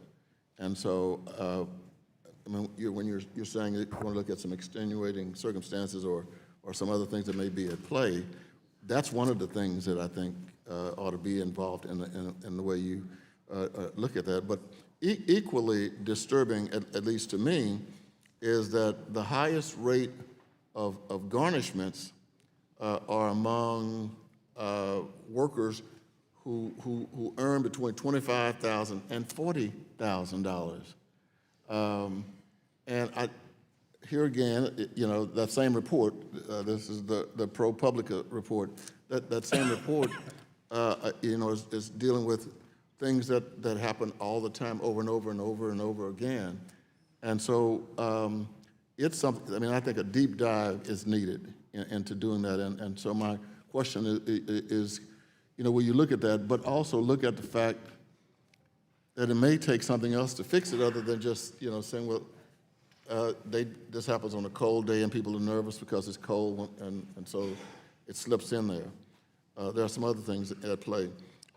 One of the other things is I'm on the Congressional Modernization Committee, as is the newest member of this committee. And one of the things we've agreed on, and this is the Democrats and Republicans, is that we pay our staffs insufficiently. And one of the recommendations I am 100% certain we're going to bring when we make our recommendations will be figuring out a way to pay the staff more money. Everybody agrees that we don't pay them sufficient, and it's difficult to keep. Now, I want to talk about your staff, and I mean the political appointees, and I know some of them, and they are worth what they're making. I'm not upset with what they're making. I wish we had the capacity to pay them as our staff as well. But I'm wondering about the morale of people who, you know, when you bring people in, give them a higher salary, and maybe even give them your ear a little more than you do the people who've been there since the beginning. How I mean, can't you understand, or can you see that could have created a morale problem? I mean, just look at the people who resigned as a result of that. One of them, the student loan ombudsman, resigned. Your assistant director resigned. Thank you, Congressman, because I can tell you that really the morale of the employees is important. It's important to the functioning of the agency so that we can carry out our mission. And so as a leader, that is something that's important to me. I have made it a huge priority setting the right staffing levels. I challenged managers to articulate what their needs were and hiring people at the right levels and bringing them in to make them part of the process. So my engagement with the staff at all levels is critically important to me in my leadership. Gentleman's time has expired. Yeah, The gentleman from Colorado, Mr. Tipton, is recognized for 5 minutes. Thank you, Madam Chair. Director Kraninger, thank you for taking the time to be able to be here. Interesting conversation today, and I think I'd like to be able to first start with, should the CFPB stay within the constraints of the law? Sounds like a trick question, but yes, I think the answer is yes to that. No trick to it. You know, I think that that's something that's important. I think that there's been certainly a lot of concern, particularly from our side of the aisle, that the CFPB is overreached in so many instances. And to be able to have those confines under the direction of Congress is something that's achievable. When we're talking about being able to identify consumers who have actually been hurt, I think we can all agree. We'd like to make sure that there's adequate restitution. But I would like to be able to know if you've experienced instances in which you suspect maybe a company's behavior has harmed consumers, but being able to identify those specific consumers, the amount of time it may take. Have you had those types of circumstances where it's been difficult? Absolutely. As we look at each case that comes forward and the facts at play and our ability to identify and quantify the harm, identify the consumers who have been harmed, that's part of every case. And sometimes we're able to do it and other times we're not. But we are seeking the best outcome in the interest of justice, using all the tools that Congress gave us, including civil penalties, injunctive relief, and restitution. So given that sort of a basis, how are you going to provide restitution when you can't identify who's been harmed specifically? That is truly a challenge, and that's one that we've had in some of the cases, frankly, that the committee is highlighting. But where we can, we are absolutely providing redress. I'd also note, too, that the supervisory process supports this. There are a lot of companies that are coming forward, self-identifying issues, providing redress to consumers. And that's something that's not, out as a public figure or amount of money, but is hugely important to the functioning and proper functioning of the financial services processes. Great. Thank you. In your time as director of the Bureau, you've talked at great length about the need to be able to use all of the tools at the Bureau's disposal to be able to protect consumers and regulate the financial institutions. And can you explain what you have done, maybe in a little more detail, on to be able to equip your staff and examiners during the efficiency process and the exams?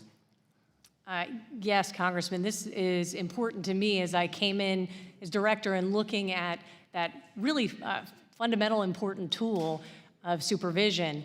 Having the examiners with the right training and engagement with the entities. I've set the tone that tool is really about setting that culture of compliance. We point out issues to companies, and those companies, unless we're talking about violations that require further action, they're at liberty to decide what they want to do with the recommendations that we make and the observations that we share. And that's what you'd expect responsible companies to do, is to consider that in their own business models and activities and engage with us. And so that's something that we're really looking at closely, making sure that we're focused on the right actors, making sure that we're using data that we have in the process effectively to limit the on-site time that we have, which we know is a huge resource consideration for both the financial entities and ourselves, and to make sure that we're doing that the best way we can. One thing I've always been interested in is being able to not have a one-size-fits-all. We've got a very dynamic economy, different business structures. Are you pursuing ways to be able to tailor rules, the examination process, to be able to meet different needs, different size businesses? Definitely, and it's a work in progress, I can tell you that, and when it comes to the examination process, but it's something that we're really working our way through. Also, so we can be more agile, so that we can address risk that we see in the system and be responsive to it. It's important. Well, and maybe it's a final follow-up here. One thing I think we always need to be doing is always examining the impacts after the fact. When we've had some rulemaking, do you have a process in place to be able to see, is it working, is it achieving the goal, is it too cumbersome, not aggressive enough? Is that a policy that you are pursuing? Absolutely, and I can tell you that Congress gave us a key mandate in that area, and that's to assess our rulemakings 5 years after they become effective. We're really building that into the upfront process. As we're considering a proposed rule, what data do we need to assess that 5 years later? What's the baseline? When you don't have a baseline, you have nothing to compare it to after the fact. Great. Thank you for being here. The gentleman from California, Mr. Vargas, is recognized for 5 minutes. Thank you very much, Madam Chair, and welcome, Director. It's good to see you again. I do remember that you're a Jesuit product, and as a former Jesuit, so I'm not going to say anything harsh at all to you. It would be breaking protocol, so you can count on that. I do have a long history, though, here, and I do recall conversations from my friends on the other side to the previous director when they were actually screaming at the top of their lungs and calling him names. If you go back and look at the record, it was there, too. I didn't think that was appropriate, so I'm not in favor of any of that. I do want to ask you, though, some questions, and maybe some tough ones. The issue of asset recovery, the company.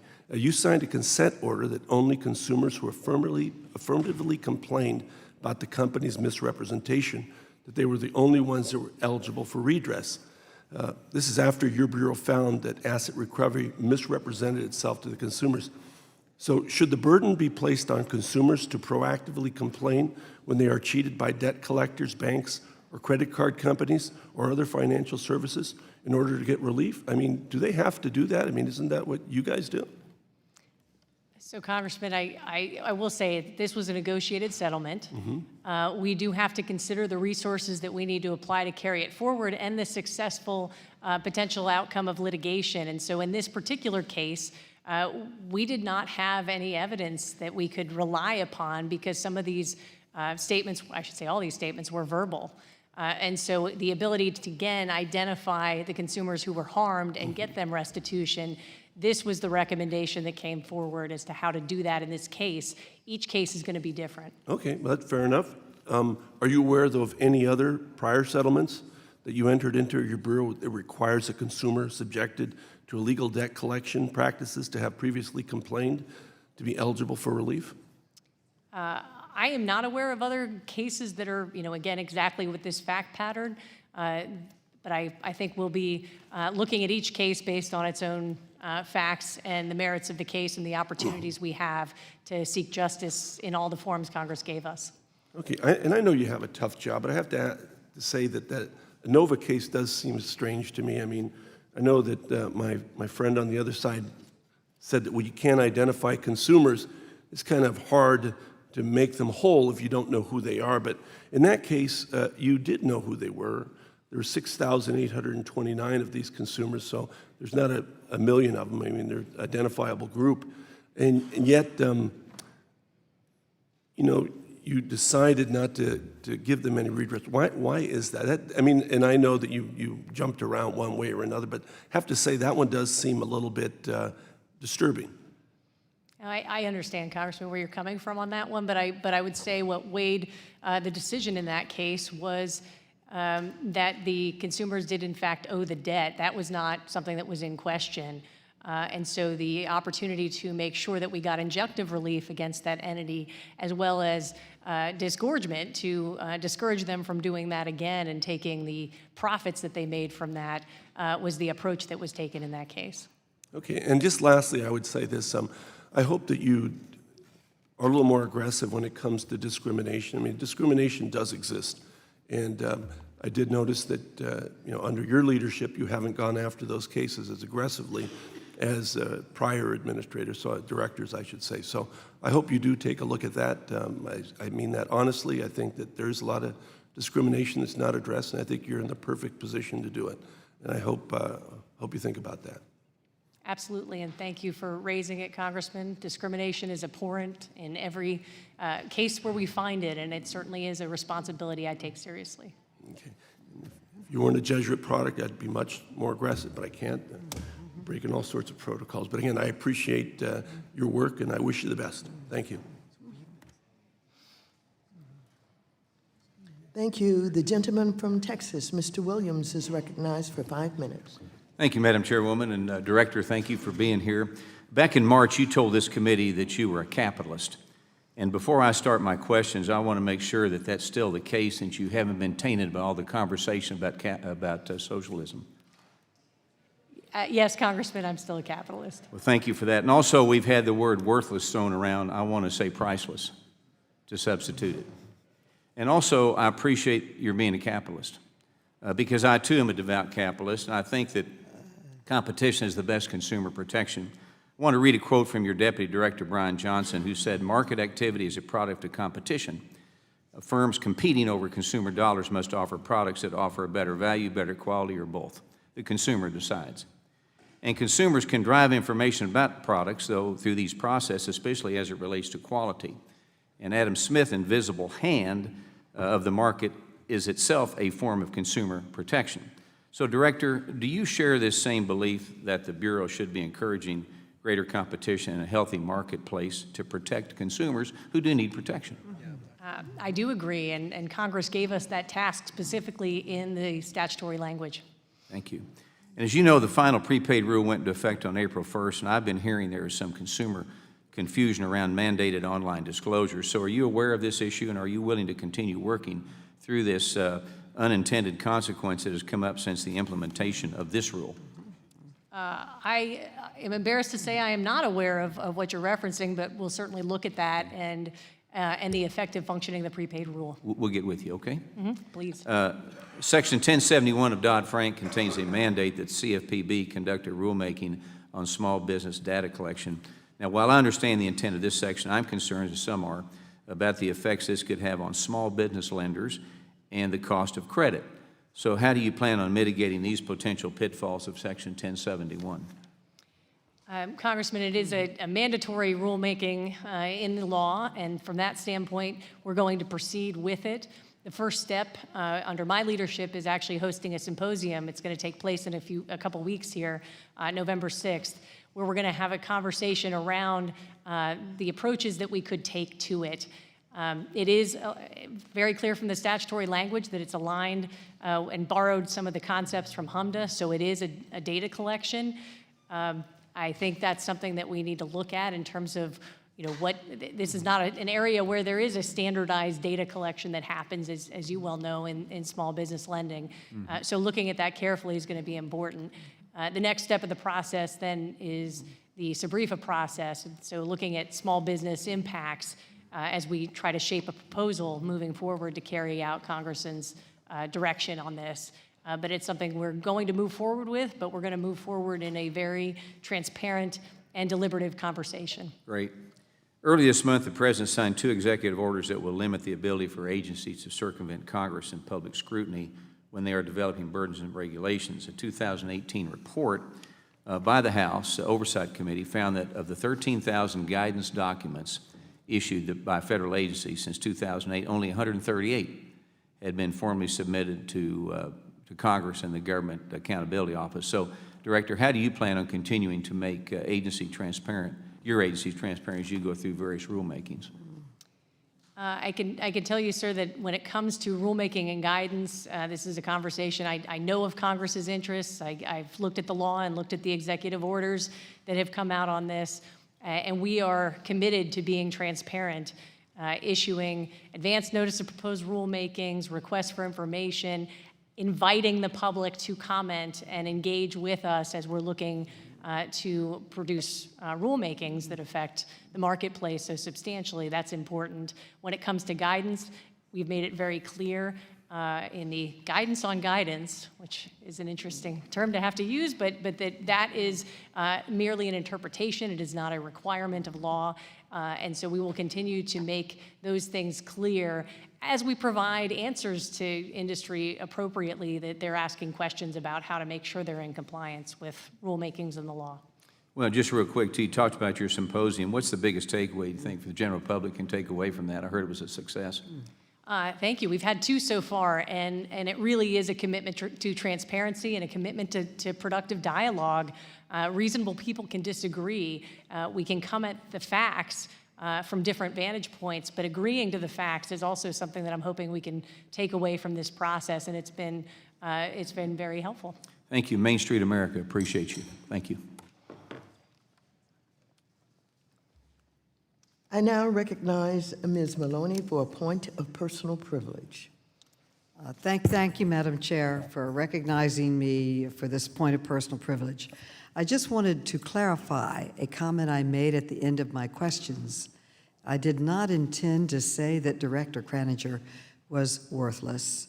I don't believe that's the case. I only intended to echo the chairwoman's point about the Bureau making consumers whole. I didn't intend to disrespect the director personally, and I'm sorry for the confusion that my statement caused. And I yield back. Thank you. The gentlewoman from Michigan, Ms. Tlaib, is recognized for 5 minutes. Hi, thank you so much, Chairwoman. Thank you so much for being here again. Racial bias in mortgage lending is pretty well documented. According to the Center for Investigative Reporting's Reveal project, examined about 31 million home mortgage disclosure act records. Modern-day redlining persists in about 61 metro areas, including the city of Detroit, which is in my district. It's about over 80% African American.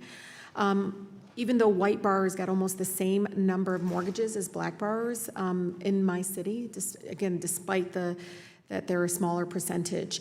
So the Home Mortgage Disclosure Act, as you know, Director, requires the collection, reporting, disclosure of information about mortgage lending that can be used to detect potential discrimination, which is really important to the people I represent at home. So to you, as Director, how important is the Home Mortgage Disclosure Act role in assessing race as a factor in the mortgage market? It is certainly one of the capabilities that we have available to us, and we use it extensively.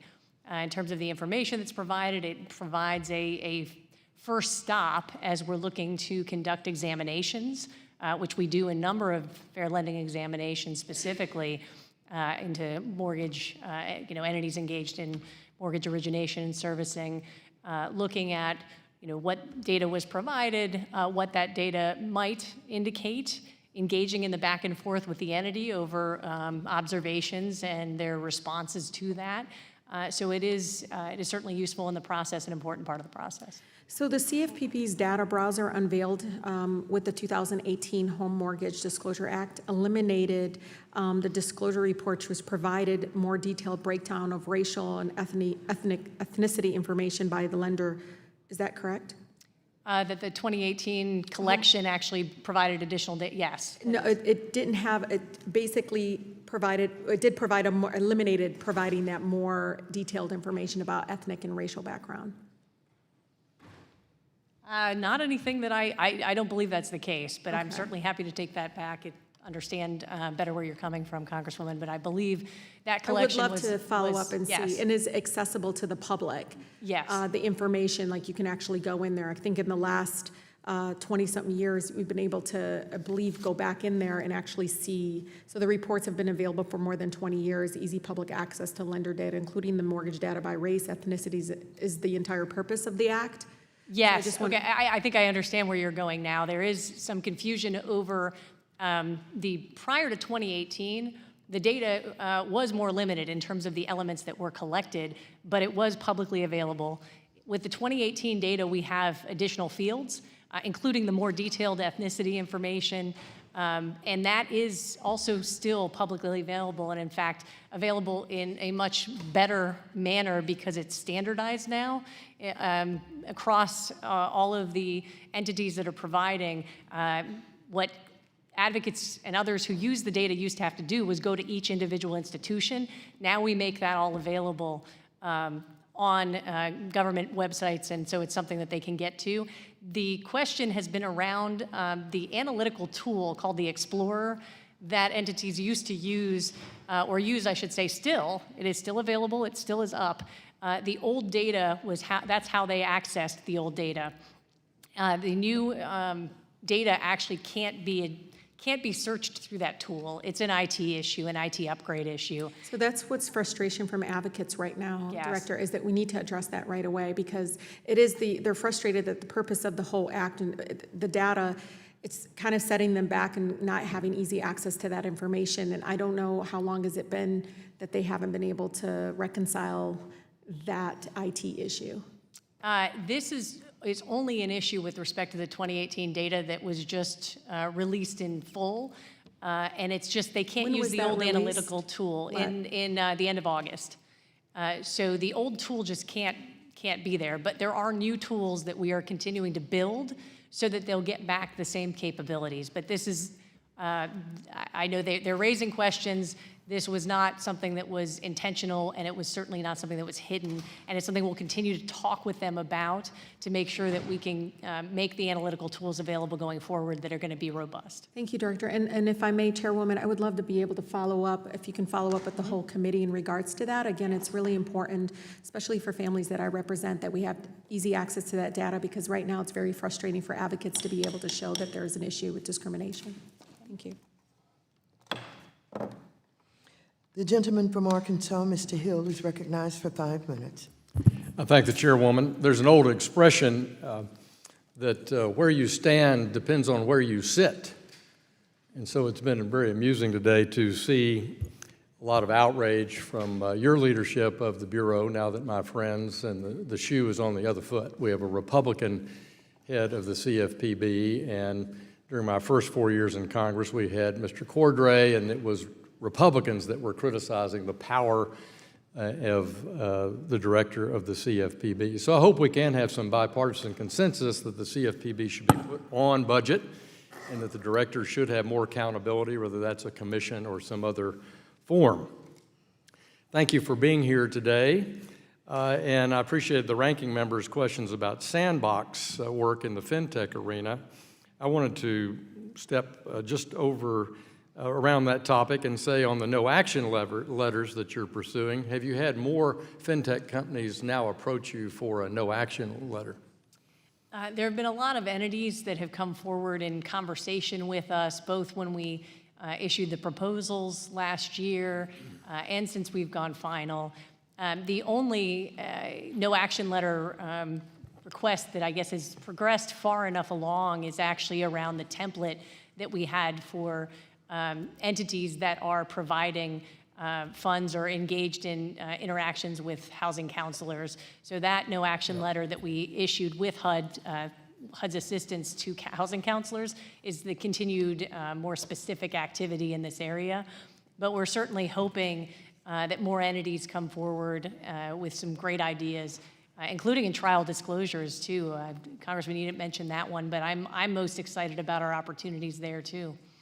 And is this no action policy that you've undertaken here, do you see that being more broad? Because we had many debates with Director Cordray over the TILA-RESPA role and the non-binding guidance and the very difficult to find webinars that the CFPB produced, instead of just pursuing what other federal agencies have, which is providing no action, guidance and no action, that if they pursue it, they're not going to be pursued by compliance officers. Are you going to extend that to other policies at the CFPB? Certainly, we're looking at our opportunity to be as transparent and clear as possible about what the rules are. That Thank you. I just would urge you, webinars are not guidance. Webinars are not helpful. Your website's not that supportive of the private sector. So real guidance that's legally binding is what allows the private sector to move on, and the idea of a no action letter, I think, is a good suggestion. Recently, I was at a Bank Policy Institute event, and Covington and Burling presented a paper that they'd written on artificial intelligence, and they made a suggestion that the CFPB should lead the effort to modernize the regulatory framework for use of artificial intelligence in credit underwriting in light of your authority to implement the nation's federal consumer protection laws and regulate banks and non-banks in this area. Is that something you agree with their position, and is that something you're pursuing? I have seen the paper, and it's something that I've asked staff to look at carefully and see what we can do. We have been engaged in conversations both with industry and with our interagency partners, with the states around what additional clarity or actions might be needed in this area. So it is an ongoing conversation at this point, but something we'll certainly take seriously. Good. Our FinTech and AI task forces on a bipartisan basis have heard really interesting testimony in this regard, and if that clarity could be provided by the CFPB, and you felt that was a way for you to determine that the use of credit underwriting models, machine learning models, were in fact compliant with fair credit reporting and fair lending, that would be a big help and drop, I think, agency costs and blocks to innovation around the country. Recently, I introduced H.R. 4321, the Credit Access and Inclusion Act, which would allow public housing authorities as well as utility and telecom companies to report payment data to the credit reporting agencies. Is that something the CFPB supports? I'm aware of your legislative proposal, sir, and generally try to stay away from providing particular feedback on them, but we can provide technical assistance if you'd like to get specifics back on your bill. Overall, though, I would say that there are opportunities, real opportunities, that come from some of these alternative data models, and that's something that we're encouraging in a lot of different ways, including with the innovation policies. Good. I thank you. I yield back. The gentlewoman from Virginia, Mrs. Wexton, is recognized for 5 minutes. Thank you, Madam Chair, and welcome back, Director Kraninger. Nice to have you back with us again. As you mentioned in your opening remarks, the 2019 report from the Consumer Bureau Student Loan Ombudsman was released yesterday. Is that correct? Yes. And have you had an opportunity to review that report? Yes, I have. Okay. Now, I'm not asking if you committed it to memory, just if you had a chance to. That's helpful. Thank you. Super. So I have as well. I have it here. And, I always like to look at the recommendations because that's where we as policymakers see things we can make changes to. And And there's a recommendation in the report that says, with respect to developing and sharing data analytic tools that support civil and criminal enforcement actions, and particularly with regard to the data that those tools rely upon, policymakers should consider providing limited exceptions to existing statutes, which would then enable increased flexibility in changing data elements collected in complaints, so that such data elements and complaints may be more reflective of and responsive to the changing environment. Do you agree with that recommendation? Certainly, I appreciate the Ombudsman's ability to make that recommendation, and I can say that we look forward to talking more about it. I think there's always an opportunity that additional data will help, and shared analytic frameworks, understanding each other's analytic frameworks is important to that. So I support the principle. I just want to understand better what's behind it and look at actions that the Bureau should take, just as you're looking at actions lawmakers should take. So do I, because this recommendation to me sounds like a bunch of gobbledygook. It sounds like something that somebody might say in a term paper when they're trying to get a bunch of buzzwords in, but it doesn't seem to have much substance. Can you give me an example of what kind of exception to an existing statute you think needs to be made? So the Ombudsman does have a measure of independence, so I would say that this is his recommendation that I know he'd be happy to come to talk to the committee more about further, but I would say that I believe there might be some reference But to you're not aware of information- any particular statutes or any particular data sets that he's recommending be changed? Not at this time, no. Thank you. So continuing on the issue of student loans, how many people are currently working in CFPB's Student Loan Ombudsman Office? Currently, there is just one, but in addition to that, we have 4 staff in the student section in the Consumer Education Division. So there's just one, and that's Robert Cameron, correct? That's correct. All right, and how, are you aware that under the previous administration, there were between 5 and 7 full-time staff in addition to the director? I'm aware that there were never 7 full-time staff. There were, in fact, 5. We're going to ultimately have 7 between the student section and the Ombudsman's office, so that when we look at comparing apples to apples in terms of the functions, there will be more staff dedicated to that activity. When do you expect to make those hires? The 5th hire in the student section is underway now. It always takes longer than I wish that it would, but that position has been posted, so that should be done probably in the next 2 to 3 months. Great. 2 months, I hope. Now, before Mr. Cameron was appointed the CFPB's Student Loan Ombudsman, he was one of the top attorneys at the Pennsylvania Higher Education Assistance Agency, or FIA. Is that correct? That is correct, in addition to 20-plus years of public service to the state of Pennsylvania and military service. And that's the same FIA that has been sued by the Commonwealth of Massachusetts and the state of New York for unfair practices with regard to their student loan servicing? That is correct, and it's also, again... This is the same company that operates Fed Loan Servicing? Yes, they're a contractor to the Department of Education. And Fed Loan Servicing is accused of mismanaging the Public Service Loan Forgiveness Program, is that correct? Again, you're citing what is public information about ongoing litigation. So yes. It is correct? Yes. Okay. And you do understand, just for the record, that the role of the Ombudsman is to serve as an advocate for student loan borrowers, not the student loan industry, right?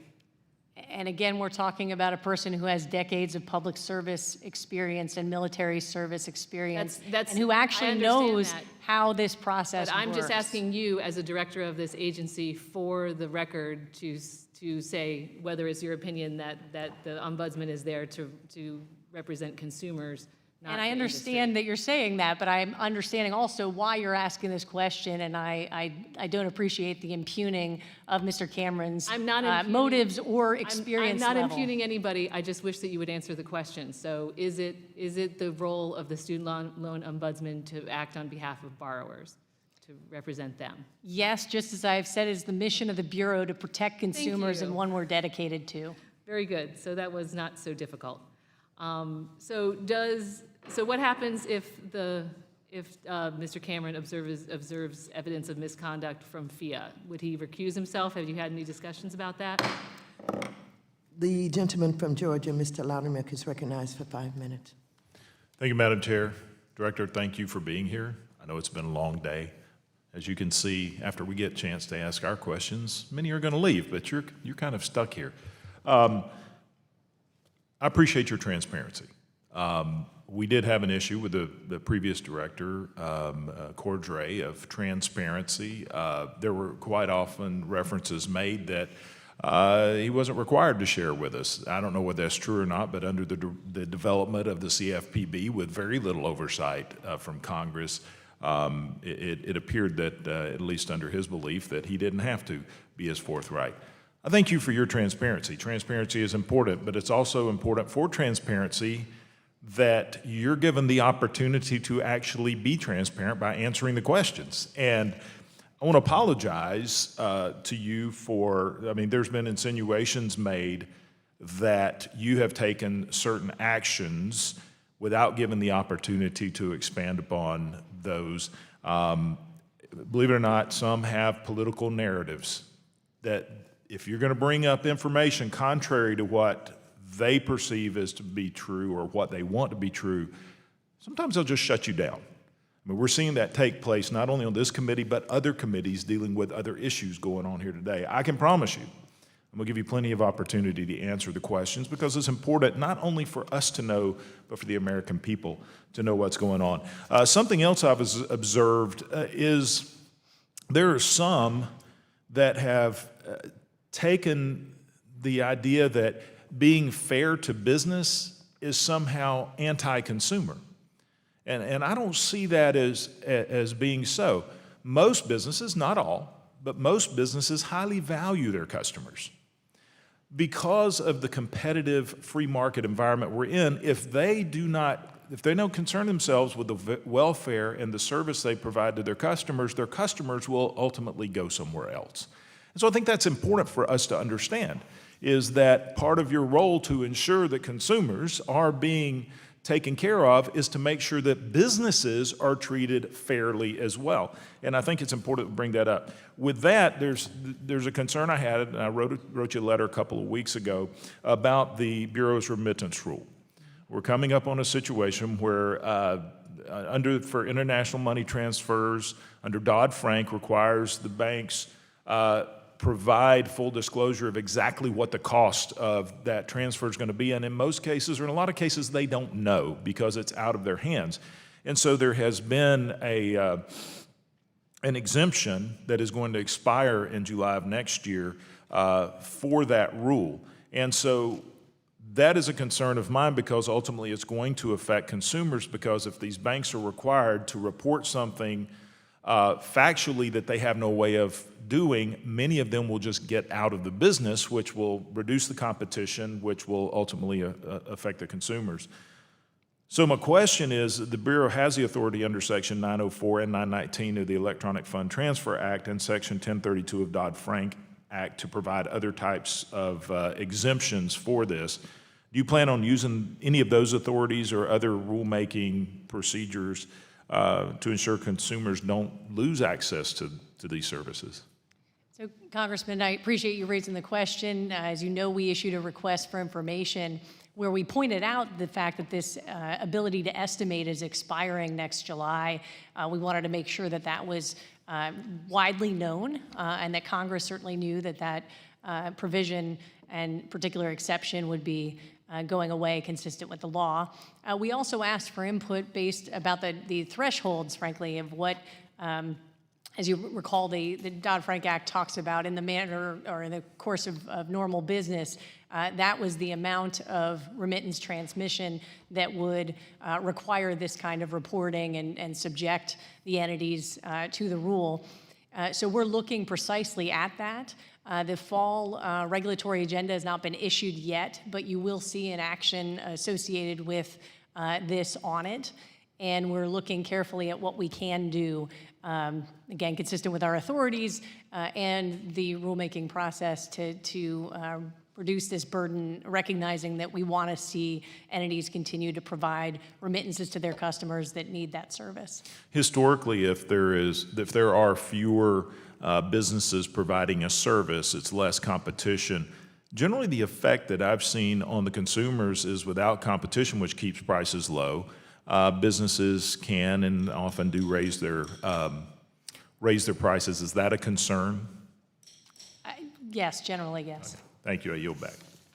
The gentlewoman from Pennsylvania, Ms. Dean, is recognized for 5 minutes. Thank you, Madam Chair. Thank you, Director, for being here and reporting to us again.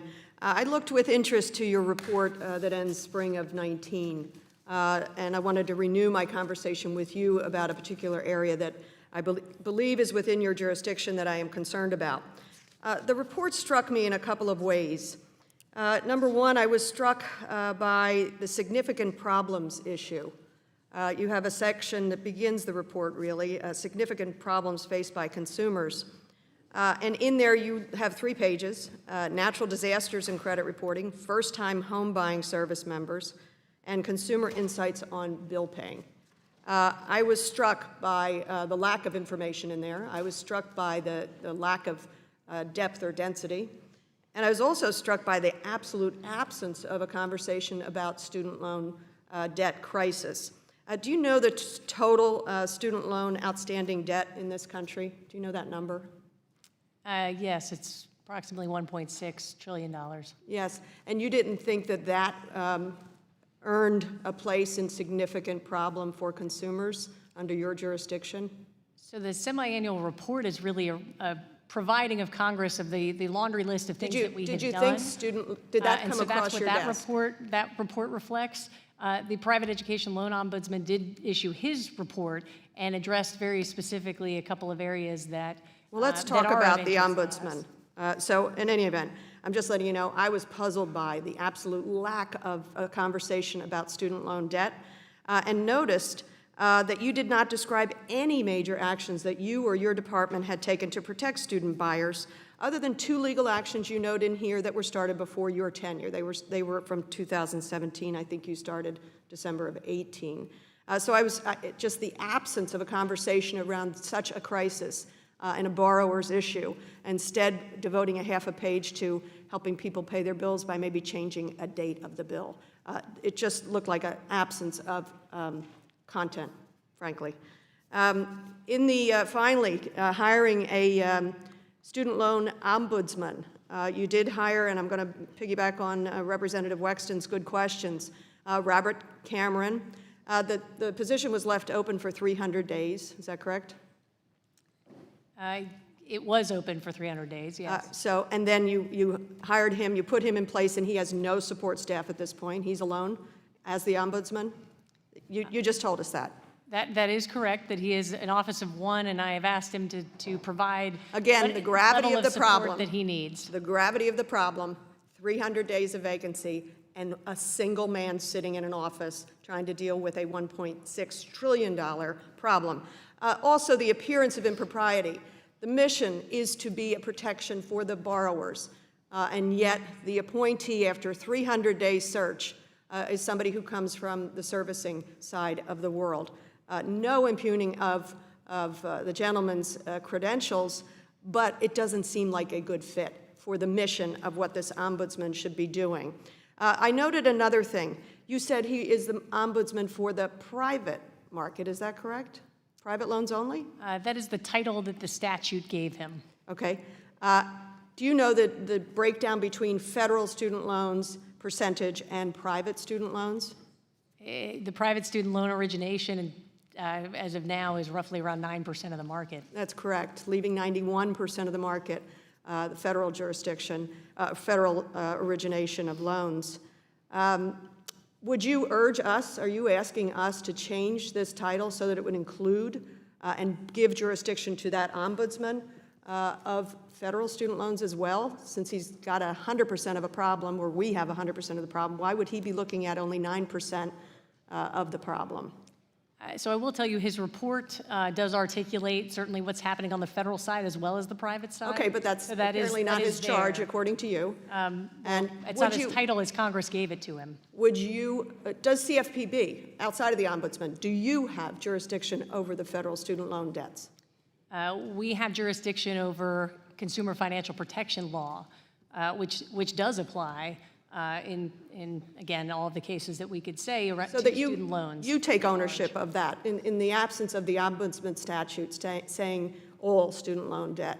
Would you advocate for us to change the statute and make sure the ombudsman actually oversees all student loan debt complaints? I defer to Congress if Congress wants to take that action. Don't you see, as the leader of this agency, there's a huge gap, a 91% gap? As I noted already, we do actually engage with the Department of Education on federal student loans as well as the private education. Thank you. I renew my concerns. Thanks. The gentleman from Ohio, Mr. Davidson, is recognized for 5 minutes. Thank you. I appreciate, Director Kraninger, your testimony. Appreciate the work of you and the team there at the Consumer Financial Protection Bureau, really looking after America's consumers and doing it in a way that, as one of my colleagues asked, not a trick question, that is in accordance with the law. Frankly, some of us did share concerns that there were activities that were taking place there while maybe not inherently illegal because of the vast authority directed to the director of the CFPB or the agency, were applying standards that were clearly not spelled out in law. And so I think as a matter of course, most people will agree that when consumers have clearly defined laws, they are better protected. Would you agree with that assessment? Yes, I would. So I feel particularly concerned about a body of law that is just void in the United States, which is with respect to digital assets. So when you think about blockchain, a lot of that space and the innovation around the world is taking place in the United States of America.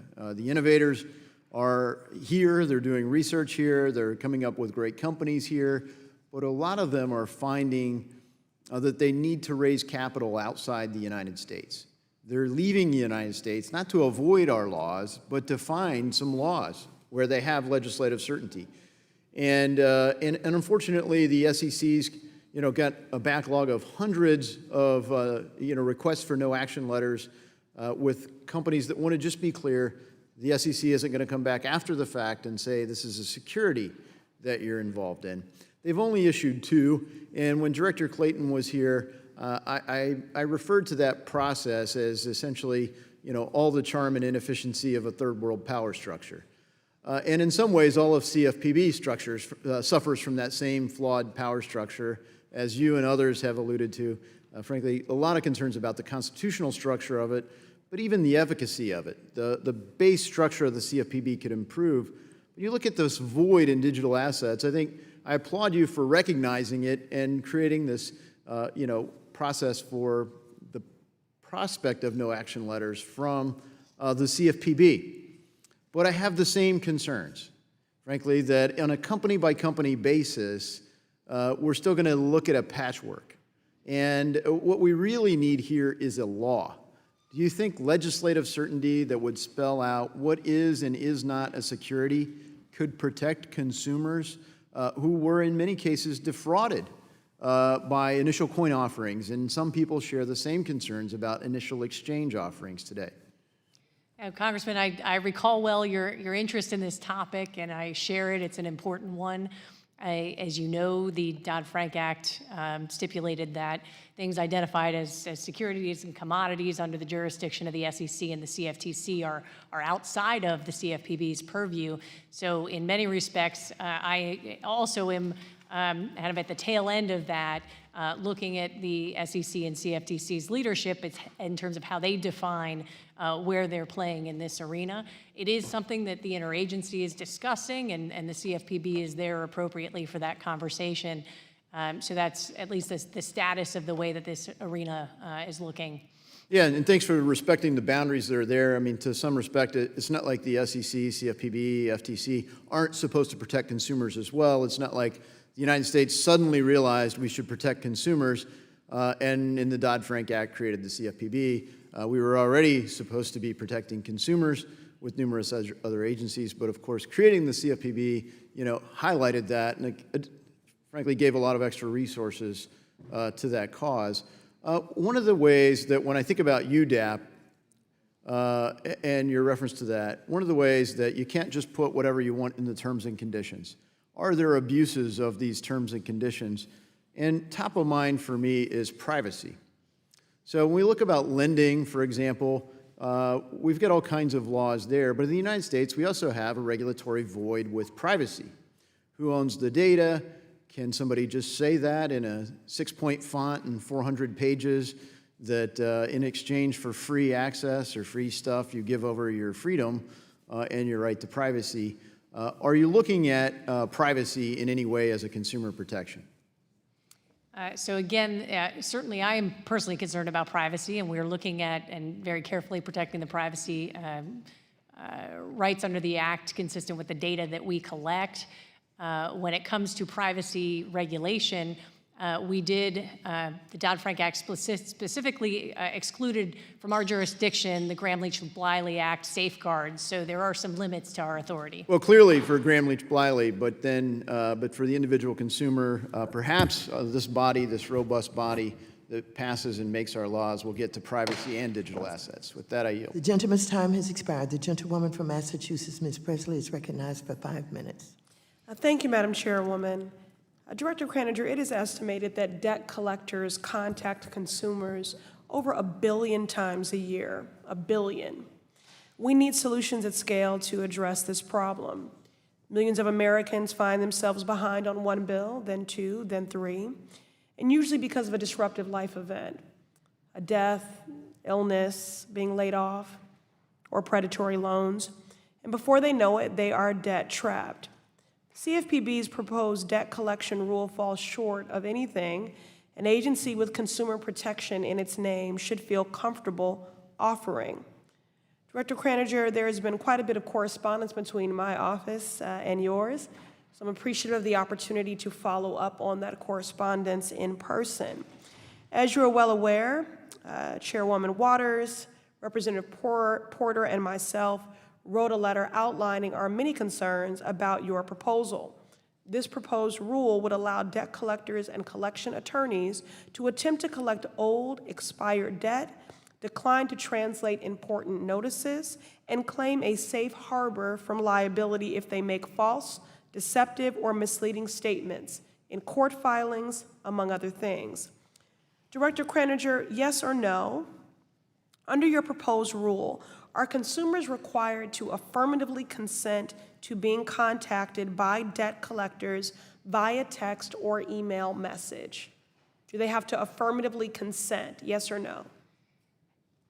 That structure of consent is provided by virtue of the fact that they It's have a simple question. with creditors using those modes of communication. So there is a limitation on the way that they can be communicated with via email or text. And I will also note, Congresswoman, that this is a proposal. I think the interest that we have is to set some bright line rules where we can. We knew that there would be much feedback on this. We asked 162 questions in that proposed rule to get the feedback. Reclaiming my time, I appreciate that. Let me just get on to my question. So one more time, yes or no? Do consumers have to affirmatively consent? In a prior process, they probably Okay, I'm going to move on. To be clear, under your rule, a consumer does not give a debt collector permission to contact them via text or messages before the messages start. Is that correct, yes or no? Again, because they use that as a prior mode of communication, and they can unsubscribe at any point. They can opt out, but they are in this before they're even aware that they're in it. They can opt out, but they're not affirmatively consenting to be contacted in this way. That is the fact. I've always believed that people closest to the pain should be closest to the power, driving and informing the policymaking, and it just feels to me that that is not the case here. So as a consumer, Director Kraninger, what kind of phone plan do you have? Do you have unlimited texting, yes or no? Yes, I do. Okay. So without an unlimited plan, the cost of sending and receiving SMS text messages can range from 10 to 30 cents per text, costs that can quickly add up for those without an unlimited plan. So yes or no, under your proposed rule, would collectors be allowed to send consumers an unlimited number of text messages? Only under certain circumstances. I imagine someone without an Yes unlimited or plan would no? not provide their number for any Okay, creditor reclaiming my to time. Would the contact them via collectors that pay for phone the and via costs? text. Would the collectors pay for the costs associated with these texts? Yes or no? To the extent that there is a charge, the consumer would be charged under the scenario that you're painting.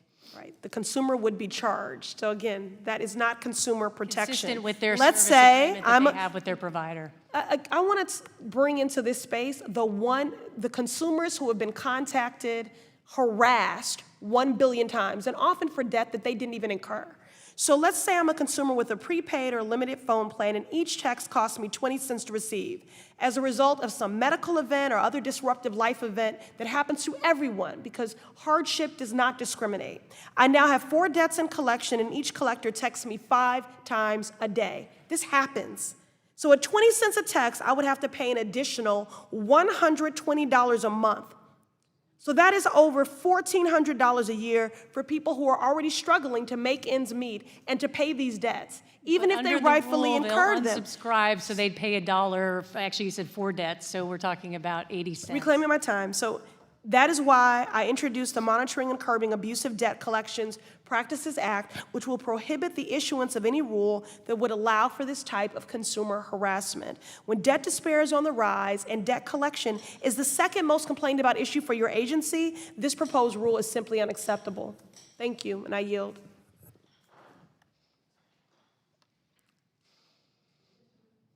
Gentleman from Tennessee, Mr. Kustoff, is recognized for 5 minutes. Thank you, Madam Chairman, and thank you, Director, for being here this morning and this afternoon.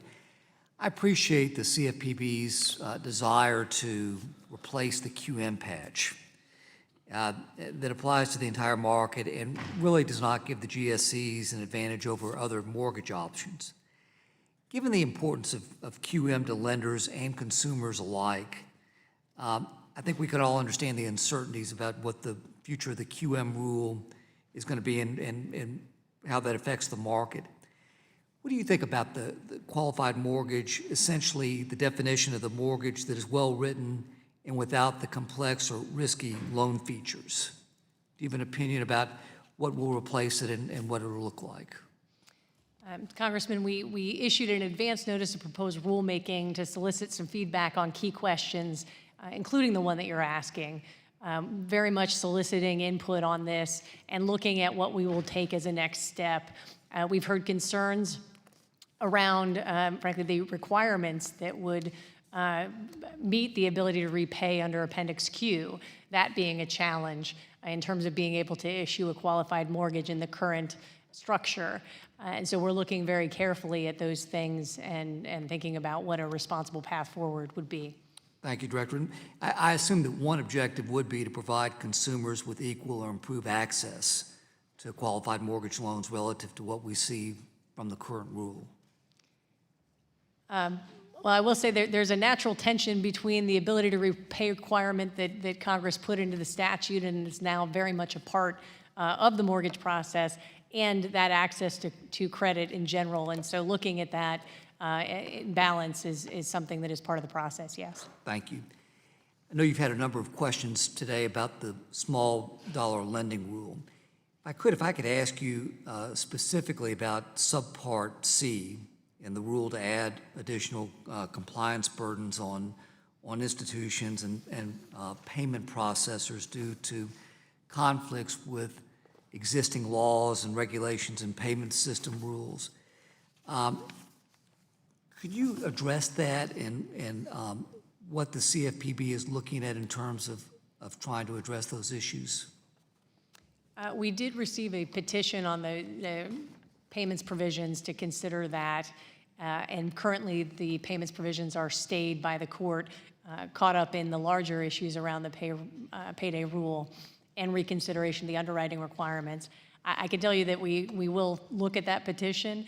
Our focus right now is concerns around the factual and legal basis of the payday 2017 rule and the underwriting provisions. So we're moving forward on that, looking at the 19,000 comments that we received, some of which did address the payments provisions, so we will look at them too as part of that process. I know that Congressman Barr asked you a number of questions about the payments portion. Do you have any concern that the small dollar loan rule could effectually, potentially cause consumer harm or harm to consumers? Congressman, there's a specific assessment that goes along with the rulemaking, and so the access to credit issue and competition in this space is something that we looked at and considered. It's something that we got feedback from. The presence of the states in this marketplace and what the rules are at different states, and experimentation and experience associated with what the states have put into place is also a factor and something that we need to look at too. From a practical standpoint, what are the payment alternatives for consumers if they lose the option of using electronic payments? Specifically, Congressman Barr asked about debit cards, for example. That is definitely something that has been raised as a concern, what the alternatives are, debit or going back to cash payments or other things that make this more challenging. That is definitely something we need to look at. And in my remaining time, Congressman Davison asked about UDEP. Could you give guidance as to what is considered abusive? What do you consider abusive under the statute? Congressman, we have actually taken enforcement actions in the past around that term. It is something that we're actively looking at right now.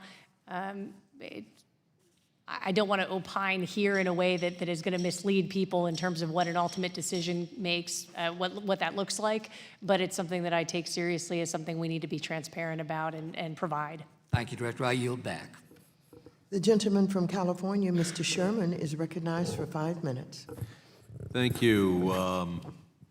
In July of 2019, the CFPB released an advanced notice of proposed rulemaking for the QM patch. Now, 1 out of every 6 mortgages made last year relies on the QM patch. That patch is set to expire, I believe, in very early 2001. And the tendency in government is to maybe issue something else just like a day before the old thing expires.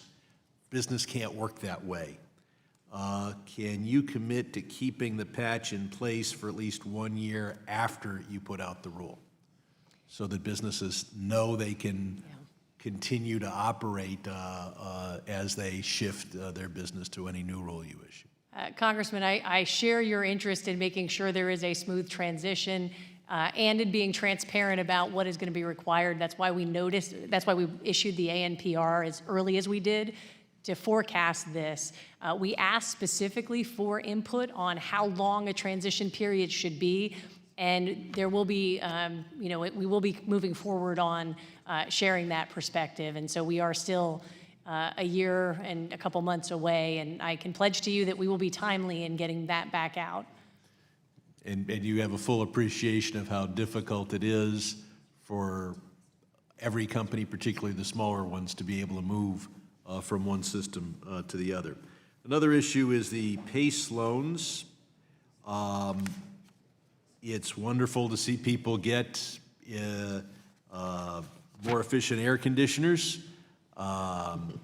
But we obviously need underwriting standards.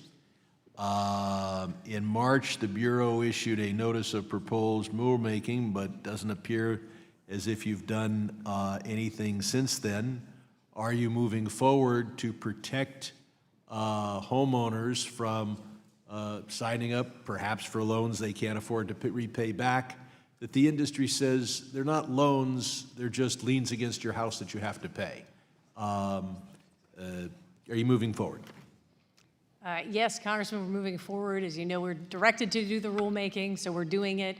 The next step is really going to be a data collection to make sure we can understand the unique nature, as Congress told us to, of this marketplace, and how to establish ability to repay that's going to acknowledge and make use of that unique faction. And hopefully with all the appropriate disclosures. I hope that, from the homeowner standpoint, it doesn't matter whether it's a loan to build a new bedroom or a loan to improve your air conditioning system.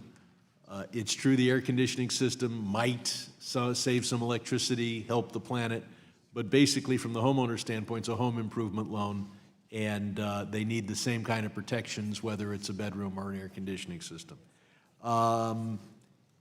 If Dodd-Frank Section 1022 allows your Bureau to exempt certain classes of rulemaking at its discretion, to exempt institutions of a certain size, or to have one rule applied to the giant institutions and a separate rule applied to smaller or medium-sized institutions.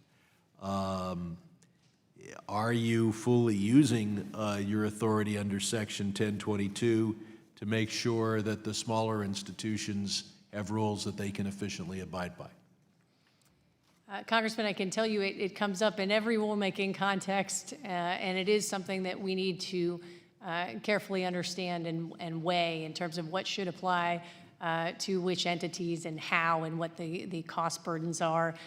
Congress has repeated that in many different contexts, including by requiring us to take into consideration specifically small business impacts of our rulemaking. So it's certainly something that we look at and examine carefully. And you're working on these new debt collection rules. You've heard about them from my colleagues. It's my understanding that they're supposed to apply only to third-party debt collectors, or would they apply to the first party where you have the institution itself collecting the amount of money owed to it? This rulemaking under the FDCPA applies to third-party debt collectors only. Thank you. The gentleman from Indiana, Mr. Hollingsworth, is recognized for 5 minutes. Good afternoon, Director. Thank you so much for being here today, and really appreciate your efforts undertaken to reform the CFPB, but also to ensure that we remain focused on protecting consumers. I know something that we've talked a lot about today is the small dollar rule, and I really appreciate, frankly, your work on the small dollar rule and the continued effort to ensure that Americans have access to small dollar loans that are really, really important to them making ends meet. Much ink has been spilled in conversation in this committee about the individuals back home in my state of Indiana, right, that occasionally their transmission goes out, occasionally they have an unexpected bill, and they need these small dollar loans in order to make ends meet, to meet the needs of their daily or weekly cash flow, and I know how important that is. As Einstein famously said, right, everything should be made as simple as it can be, but no simpler than that. And I think in government, right, we should try to solve the problem in its narrowest capacity, not too narrow, but not too broad. And one of the concerns that I have about the small dollar rule that you guys have promulgated is that it perhaps is too expansive. Right, that it can include things that we wouldn't traditionally consider small dollar low income, or excuse me, small dollar installment loans, and wanted to inquire if you had any plans to further narrow the rule to try to exclude those things that aren't traditionally considered small dollar lending. I think that we've had some comments on this back and forth before, and so I know that you've made progress on that since our last conversation and wanted to hear a little bit more about it. Well, it's certainly something that we are aware of and that we have received comments on. Great. The focus at the moment is on the underwriting provisions and the reconsideration rule. Correct. But it is something that has been raised, and we have a petition specifically to look at the payments provisions. Well, good. Well, I really appreciate that, and I certainly think that the bulk of your effort should be where you said it was going, but I think this is an important aspect as well, because the last thing I'd want is for us to solve this problem at the small dollar level, but then have an impact on the medium dollar level, right? Something that was unintended. I find myself cleaning up a lot of unintended consequence messes up here, and I prefer just to get it all done in one fell swoop, because I think that's the best outcome for the consumer in the long run. So I really appreciate that your continued efforts and focus on this would be much appreciated. Thanks so much. I yield back my time. Thank you. The gentlewoman from Iowa, Ms. Axney, is recognized for 5 minutes. Thank you, Madam Chairwoman, and thank you, Director Kraninger, for being here again today. I appreciate it. Just a few quick questions to start out. Director, if you want to go out to eat, you can choose the restaurant you go to, correct? Yes. And if you don't like the food there, what's that? As long as there's availability there. Ah, yes. Well, we don't have those problems in Iowa like D.C., I don't think. But if you don't like the service or the food, you have a choice to go someplace else. Is that correct? Yes, that is true. And if you need a credit card, you still have that same exact choice, right? You can go elsewhere if you're unhappy with the service, correct? Yes, I would say that's correct. Again, there are, there are pros and cons to every choice. Well, got it. So my sons are in high school. I've got two boys, 15 and 17, just about ready to head off to college. If they take out a student loan, they don't get to pick which student loan servicing corporation they'll actually be dealing with, do they? Again, the rules are set by the Department of Education and by statute by Congress. So that is accurate, but is not something for the Bureau to intervene on. So they don't get to pick which loan servicing corporation that they deal with. So we've got that straight. So what that sounds like to me is that they're not actually a customer. They're actually a product for a company. I can think of a couple of other businesses that fall in line with that same perspective: credit reporting and third-party debt collection. And Director, I'm assuming that you're familiar with the CFPB's Consumer Complaint Database. Yes, I am. Can you tell us where these three industries, student loan servicers, credit reporting, and debt collectors, rank in the number of complaints in that database since you were confirmed as director? They are continuing in prominent areas for complaints, but I would also put those complaints into context because they are a snapshot into what's happening in the industry, but certainly not the totality of the picture. So they're actually 3 of the top 7 nationally. So if you weren't aware of that, that's where the top 3. Yes. Customer choice is one of the core aspects of our economy. It's what allows the market to set prices efficiently. It's important that businesses like student loan servicing to make sure that they give customers choice. It seems to me, this lack of customer choice, it seems to me like this would call for increased oversight and consumer protection. Does that sound right to you? Again, consistent with our mandates and the law, and consistent with the law that's set out for the Department of Education in carrying out their programs and the contracts they have with their servicers. Okay, so do you think that, just to kind of get to this, do you agree that there should be some oversight since this is a place where customers truly have no choice? There is a structure of oversight in this area, and I do believe oversight's appropriate. Okay. So why did you appoint Robert Cameron, the former general counsel at one of the 3 for-profit student loan services, to head up consumer protection efforts for these student loan servicers if you believe there should be good government oversight? So there was a career selection process, a competitive process that Mr. Cameron applied for. Actually, he was attracted to the position by our hearing in March. That is how we heard about it, because the position was competed at that time, and that struck a chord with him where he wanted to perform this job. And I can tell you that I am very proud that he made it through the process, and I had the opportunity to confirm that selection. He has decades of public service experience, military service record. In fact, he had just come back from a deployment when he was watching this hearing. So I'm grateful for Americans like that who will step forward. Well, I absolutely appreciate his service. We're talking about student loan debt here. My objective is to make sure that we protect student loan recipients and make sure that they aren't priced out of a market so that they don't enter into the world with so much debt loan that they can't move forward. What I see here is that the person in charge of making sure that we protect these people is literally the fox guarding the hen house. He comes from this industry and he's overseeing his former colleagues in one of the industries that's one of your biggest complaints.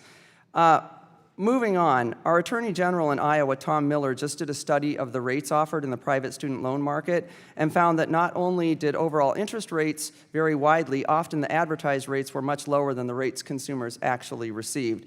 And I've heard this over and over. To make matters worse, customers' rates are going up. Are you willing to have the CFPB study this issue nationally? She's waiting for me to gavel. I didn't want to answer, Chairwoman, without your The permission. gentleman from Ohio, Mr. Gonzalez, is recognized for 5 minutes. Thank you, Madam Chair. First, want to thank Chairwoman Waters and Ranking Member McHenry for holding this hearing, and thank you, Director Kraninger, for your continued service and your attention today. I have the pleasure of serving both on the Financial Services Committee and also the Science, Space, and Tech Committee. So I'm constantly thinking about the nexus between emerging technologies and how they can improve the financial well-being of my constituents. When I think of Consumer Financial Protection Bureau, I think part of that is finding a way to encourage innovation that allows for more products to come into the market, to give people more options, frankly.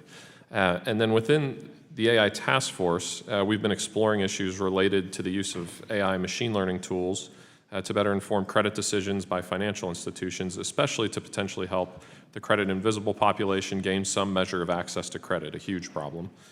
In the committee and in the task force, we've explored questions related to the use of alternative data to help inform a machine learning model and potential credit decisions. As a general premise, do you support the use of alternative data, i.e. less traditional data points, that could give lenders additional insight? I would say yes, and certainly Congress supported that by providing a provision on that in the Dodd-Frank Act. Yep. And then with respect to the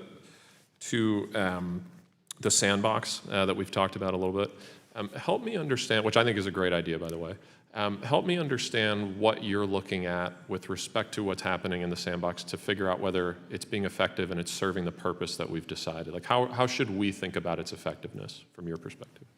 Well, we certainly did our best to keep the policy on the broader side so that we'd encourage applications. Right. At this point, that's where we are, encouraging applications so that we can consider them and ensure that we can grant applications that are going to be beneficial to consumers. I think there are a lot of opportunities for things to come forward like what you're referencing in terms of alternative data, and I hope that those kinds of applications come forward.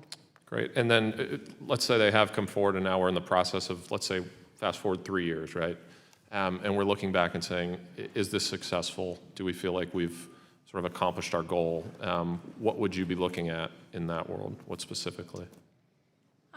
I do think that the sandbox gives us opportunities to think about future rulemaking or future guidance that's going to make these things clear for the broader market. And so that's something that may come to bear too in the next steps. Great. And then I guess building on that, so one thing that I've heard that would be particularly useful to provide guidance on is what sorts of data, alternative data sets can be used with respect to complying with the Equal Credit Opportunity Act, but also just generally.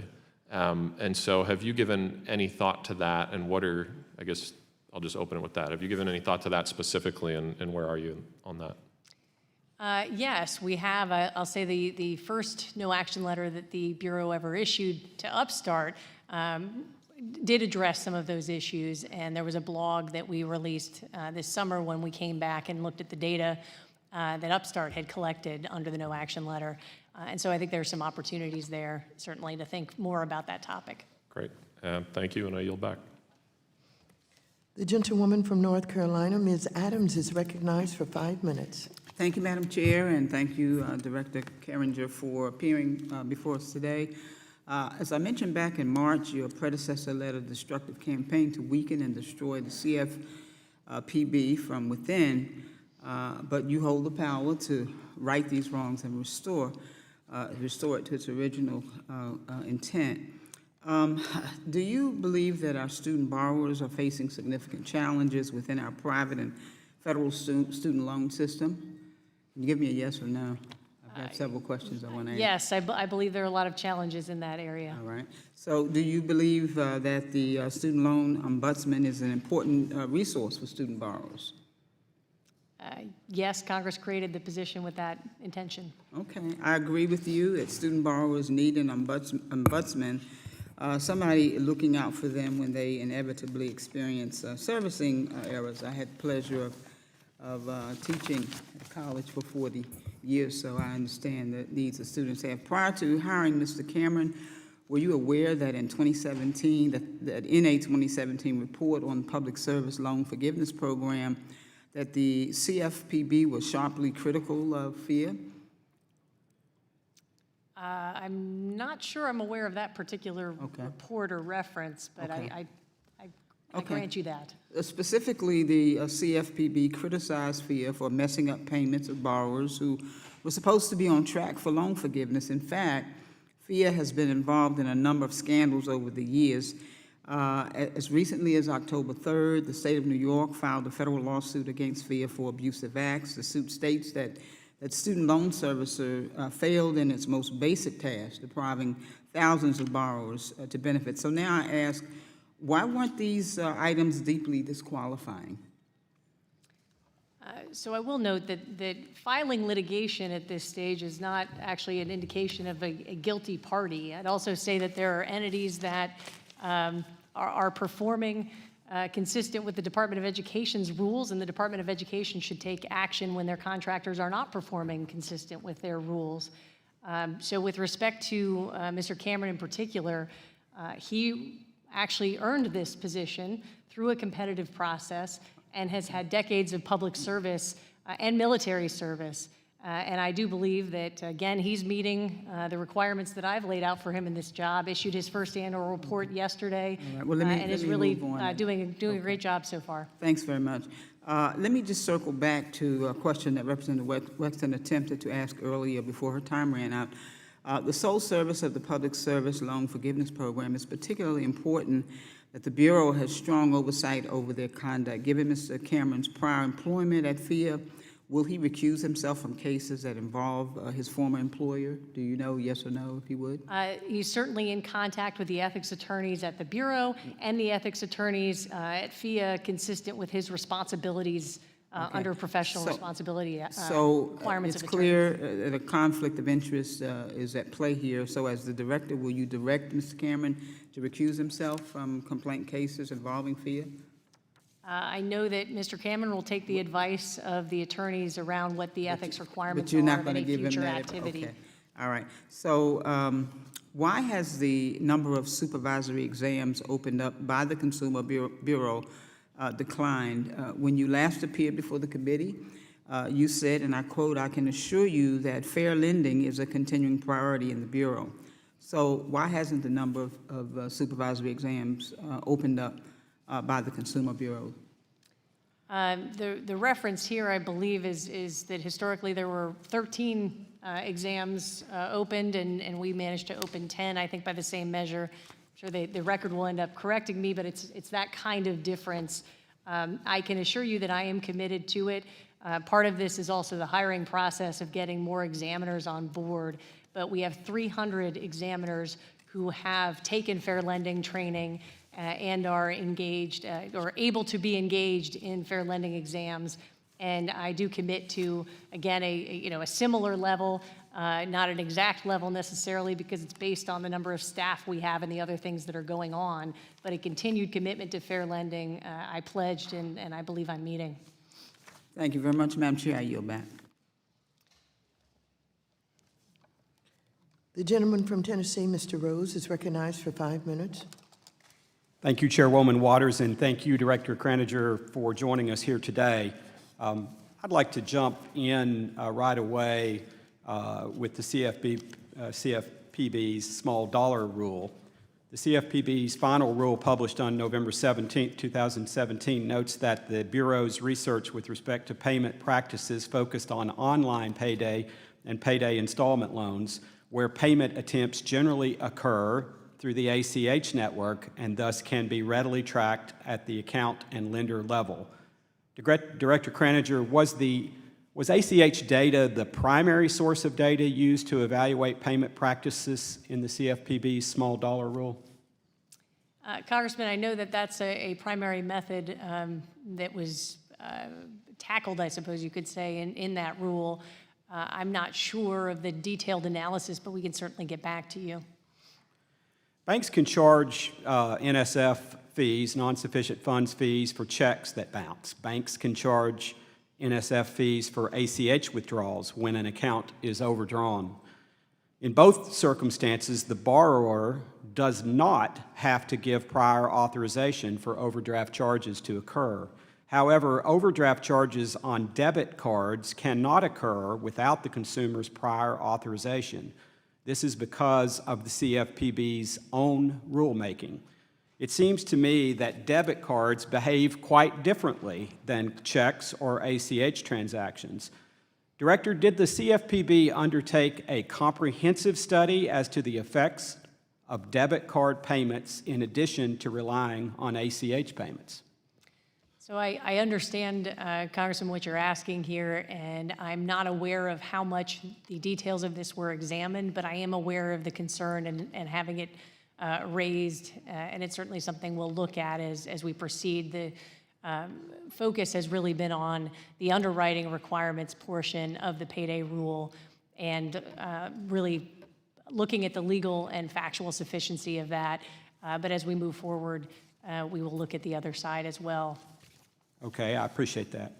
So shifting gears, Director Kraninger, I'd like to ask you about student loan servicing. As one of the CFPB's central responsibilities, the Bureau is required to receive, review, and attempt to resolve complaints about financial products. The CFPB's complaint database was launched in 2012 and began publishing federal loan servicing complaints in 2016.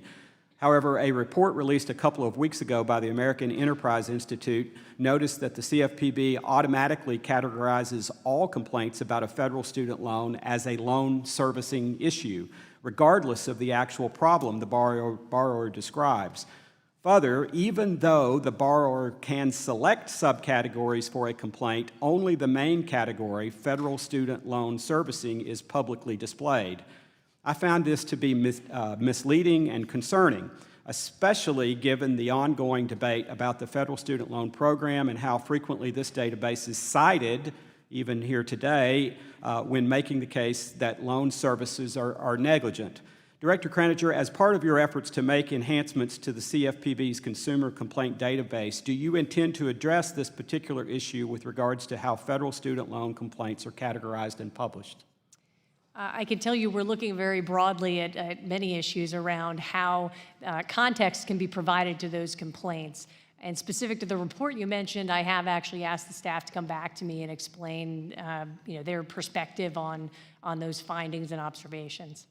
Thank you. The last time you were here, I mentioned that during Director Cordray's tenure as CFPB Director, an enforcement action was brought on what CFPB alleged was borrower harm in the student loan servicing arena.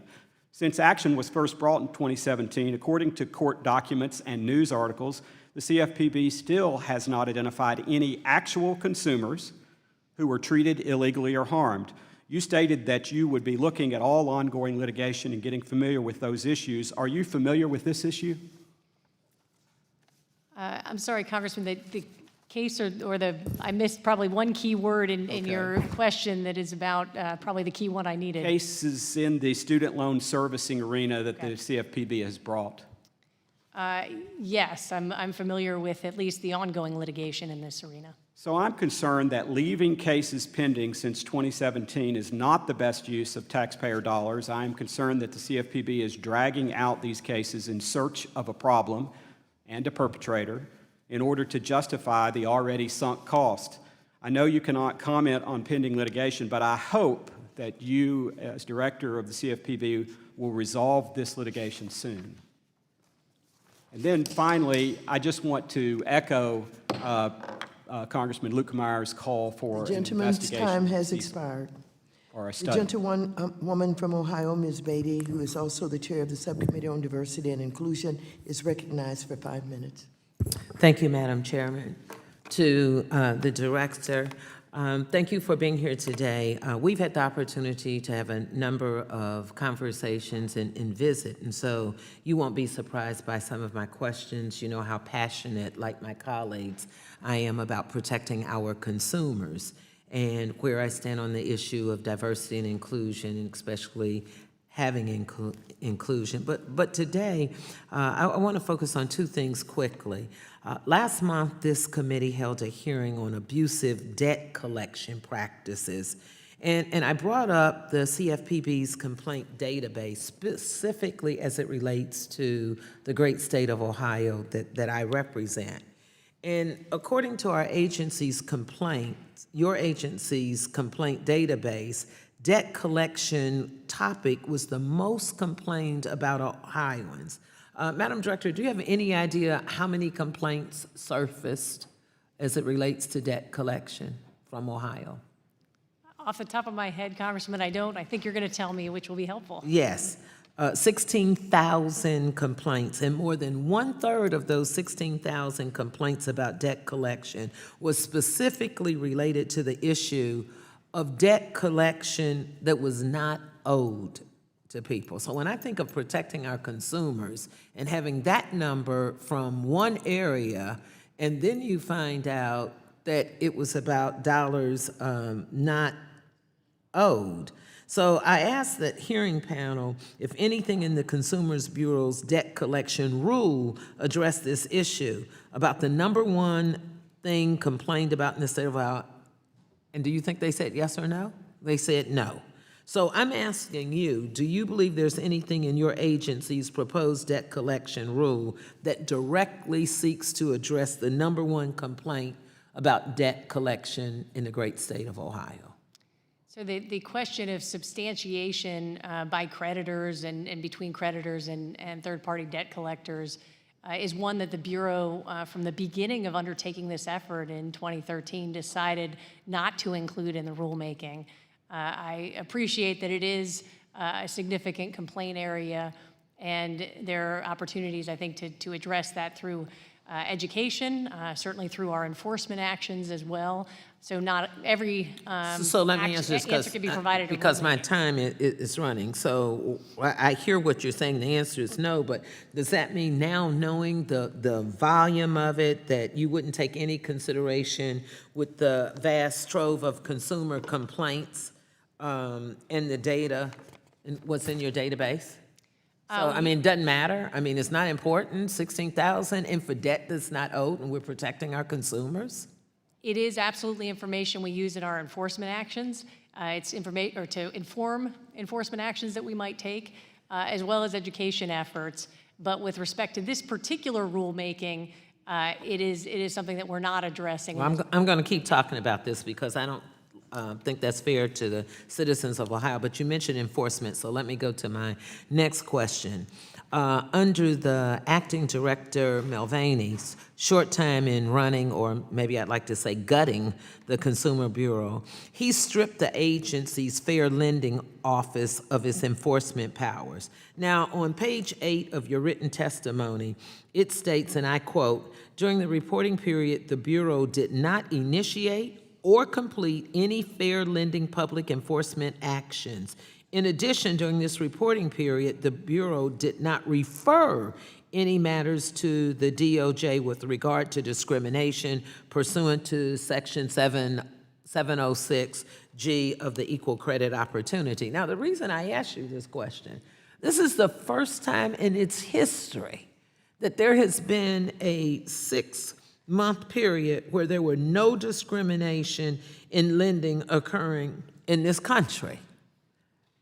Now, I know the number of complaints that I hear about and I get, and I know Congresswoman Adams talked about exams, but this is an enforcement. Do you really expect me to believe that there was nothing in the fair lending for 6 months and in the history? This has never happened?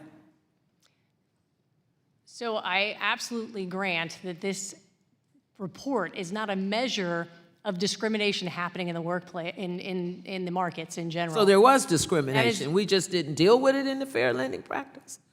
We have the cases that are opened by the Bureau attorneys in this agency, and we just did not have cases that were So you didn't opened report it? or cases that were So it able is to be actually brought happening. during that So we time. really do have, and I'm sorry, my time is up. The gentleman from South Carolina, Mr. Timmons, is now recognized for 5 minutes. Thank you, Madam Chairwoman. It's an honor to serve on this committee. The people of South Carolina and the people of the 4th Congressional District have wanted representation here for a while, and I'm just excited to get to work. Director Kraninger, I want to begin by thanking you for taking the time to come before this committee today and offer you a minute or two of my time to further expound on any answers that you did not have sufficient time to answer. Oh, thank you for that, Congressman. I would just come back to Congresswoman Beatty's question because it's an important one, and that is around enforcement cases in general. They definitely are not a measure of what discrimination is happening in the marketplace. but it is our best effort, looking at referrals from other agencies, looking at our complaints, looking at what's happening in the marketplace, where we're bringing investigations, and Career Bureau attorneys are taking those investigations where they can based on the facts and circumstances and carrying them through to conclusion or closing them. And so the public enforcement actions are when we are actually able to bring a case or settle the claims that we have against an individual entity. So that is by nature not something that is necessarily in the time frame that we'd like it to be in. So that's something that we are balancing and looking at and making sure we're applying our resources effectively. But I can assure you that we do have fair lending examinations, fair lending investigations that are open and ongoing. Thank you. My great-grandfather started an insurance company 80 years ago, and I want to ask you, what do you view as the CFPB's role in insurance regulation? The Dodd-Frank Act specifically took insurance regulated by the states out of our purview. That's simple enough. Thank you. One additional question. I know one of my colleagues may have already touched on this, but I represent a district where a large number of my constituents access capital from non-conventional lenders. These lenders would be significantly impacted by the implementation of the so-called small dollar rule. I know that you and your team are working on an update to this rule, and I wanted to see if you could give us a sense of when we might expect to see the update finalized. Thank you, Congressman. It's something certainly that we are working very hard on.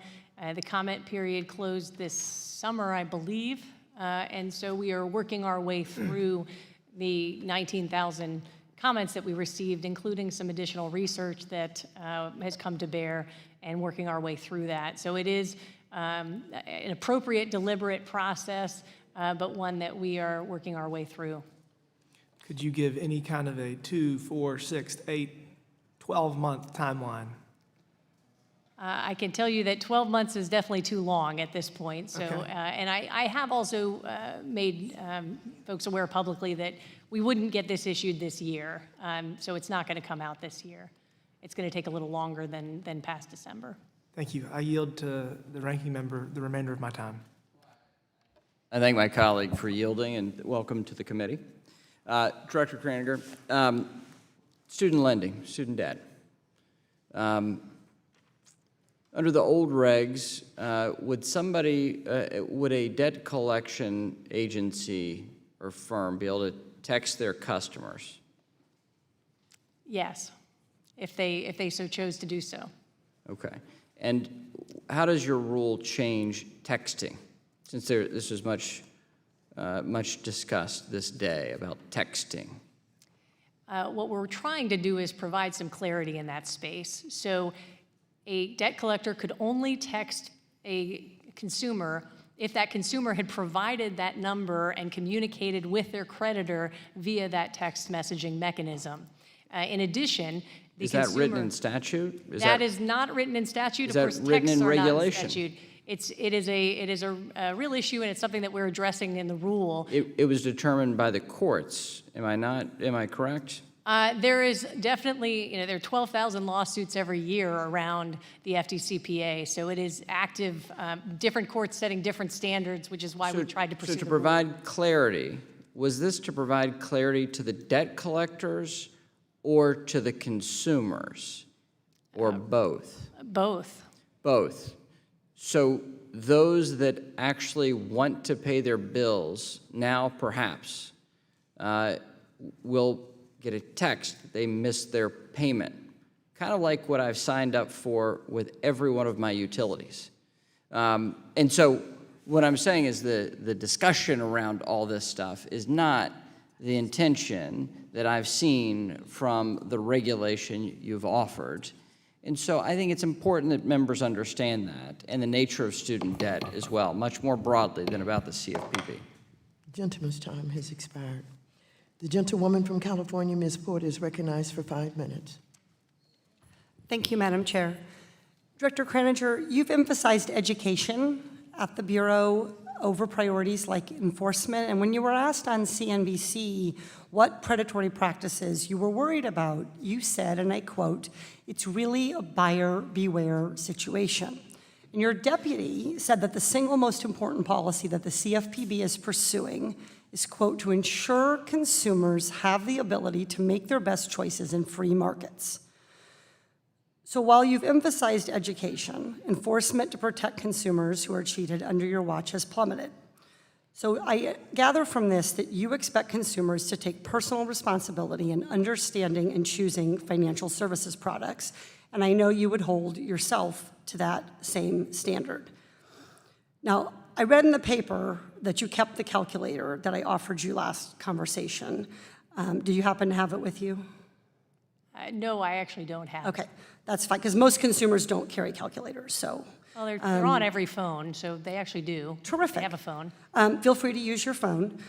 Since you're all about disclosures and giving consumers the information they need to make their own best choices in free markets, I'd like to show you an average, simple Truth in Lending Act disclosure to help people understand the cost of a loan.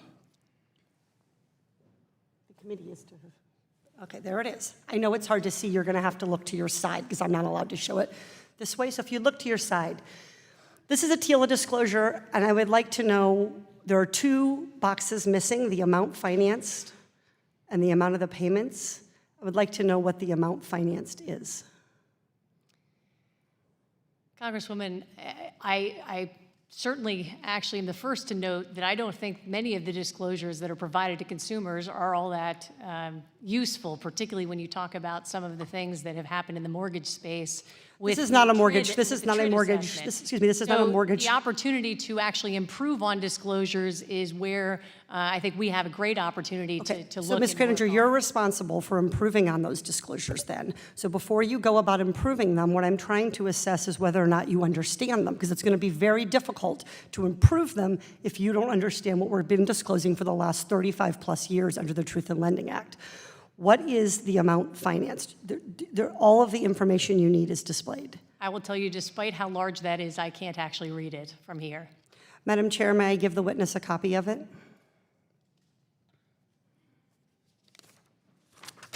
The gentlelady is given permission to give her. Will the gentlelady provide copies for everyone? Because yes, quite frankly, I can't see it on the big screen based off of where the cracks are. And the hectoring of the witness about math problems is quite insulting to all of us on this committee. Oh, to the contrary, Mr. McHenry, math problems are exactly what the Bureau's Your Money, Your Goals educational program is about, in which the semi-annual report of the director The gentlelady would says, yield. I would not yield. Your Money, Your Goals program is designed to use to build your own financial skills and confidence and to be able to start money conversations with the people that they serve. So I'm asking Ms. Kreninger about her own skills and confidence so that she can administer the program that she is touting in the semi-annual report. Well, I would say as point of fact, I don't necessarily get in the weeds of administering that program. There are 1,500 people at the agency. Fabulous. And they do certainly have many people out in the field who Reclaiming my administer time, the program. I appreciate that staff do much of the work, but staff, consumers in the marketplace do not have staff to understand these disclosures. They're out there by themselves trying to figure it out. You, in fact, are in charge of making sure that the lenders, often entry-level rank-and-file employees, fill these disclosures out correctly. So, as the head of the Consumer Financial Protection Bureau, when you see these disclosures, you have to be able to know if they are correctly completed or incorrectly completed. Otherwise, you can't do the enforcement work. As a point of fact, it's not me, myself, that's doing that. Again, it's the enforcement attorneys and the examiners who have tools that actually help support them in actually doing that in a broad range of credit calculations and activities. So I take the answer is you're not able to come up with the amount of the payments or the amount financed. I am telling you that there are a lot of things Sounds like probably that's that are a missing in this. Sounds like that's a no. So I brought the teacher's manual, and I just want to read to you. This is a straightforward problem that simply tests whether the students mastered the basics. The amount financed is calculated by subtracting the finance charge from the total of payments, $7,604.30 minus $1,496.80. That's it. The amount of the payments, you take the total of the payments, 7,604.3, and you divide by 36, it's $211. Let's try this a different way. These two glasses of water each have 32 parts per billion of a chemical. One is perfluorotonic acid and the other is fluorosilicic acid. Which one of these glasses of water is safe for me to drink? And again, the relevance of this is important. The gentlelady's time has expired.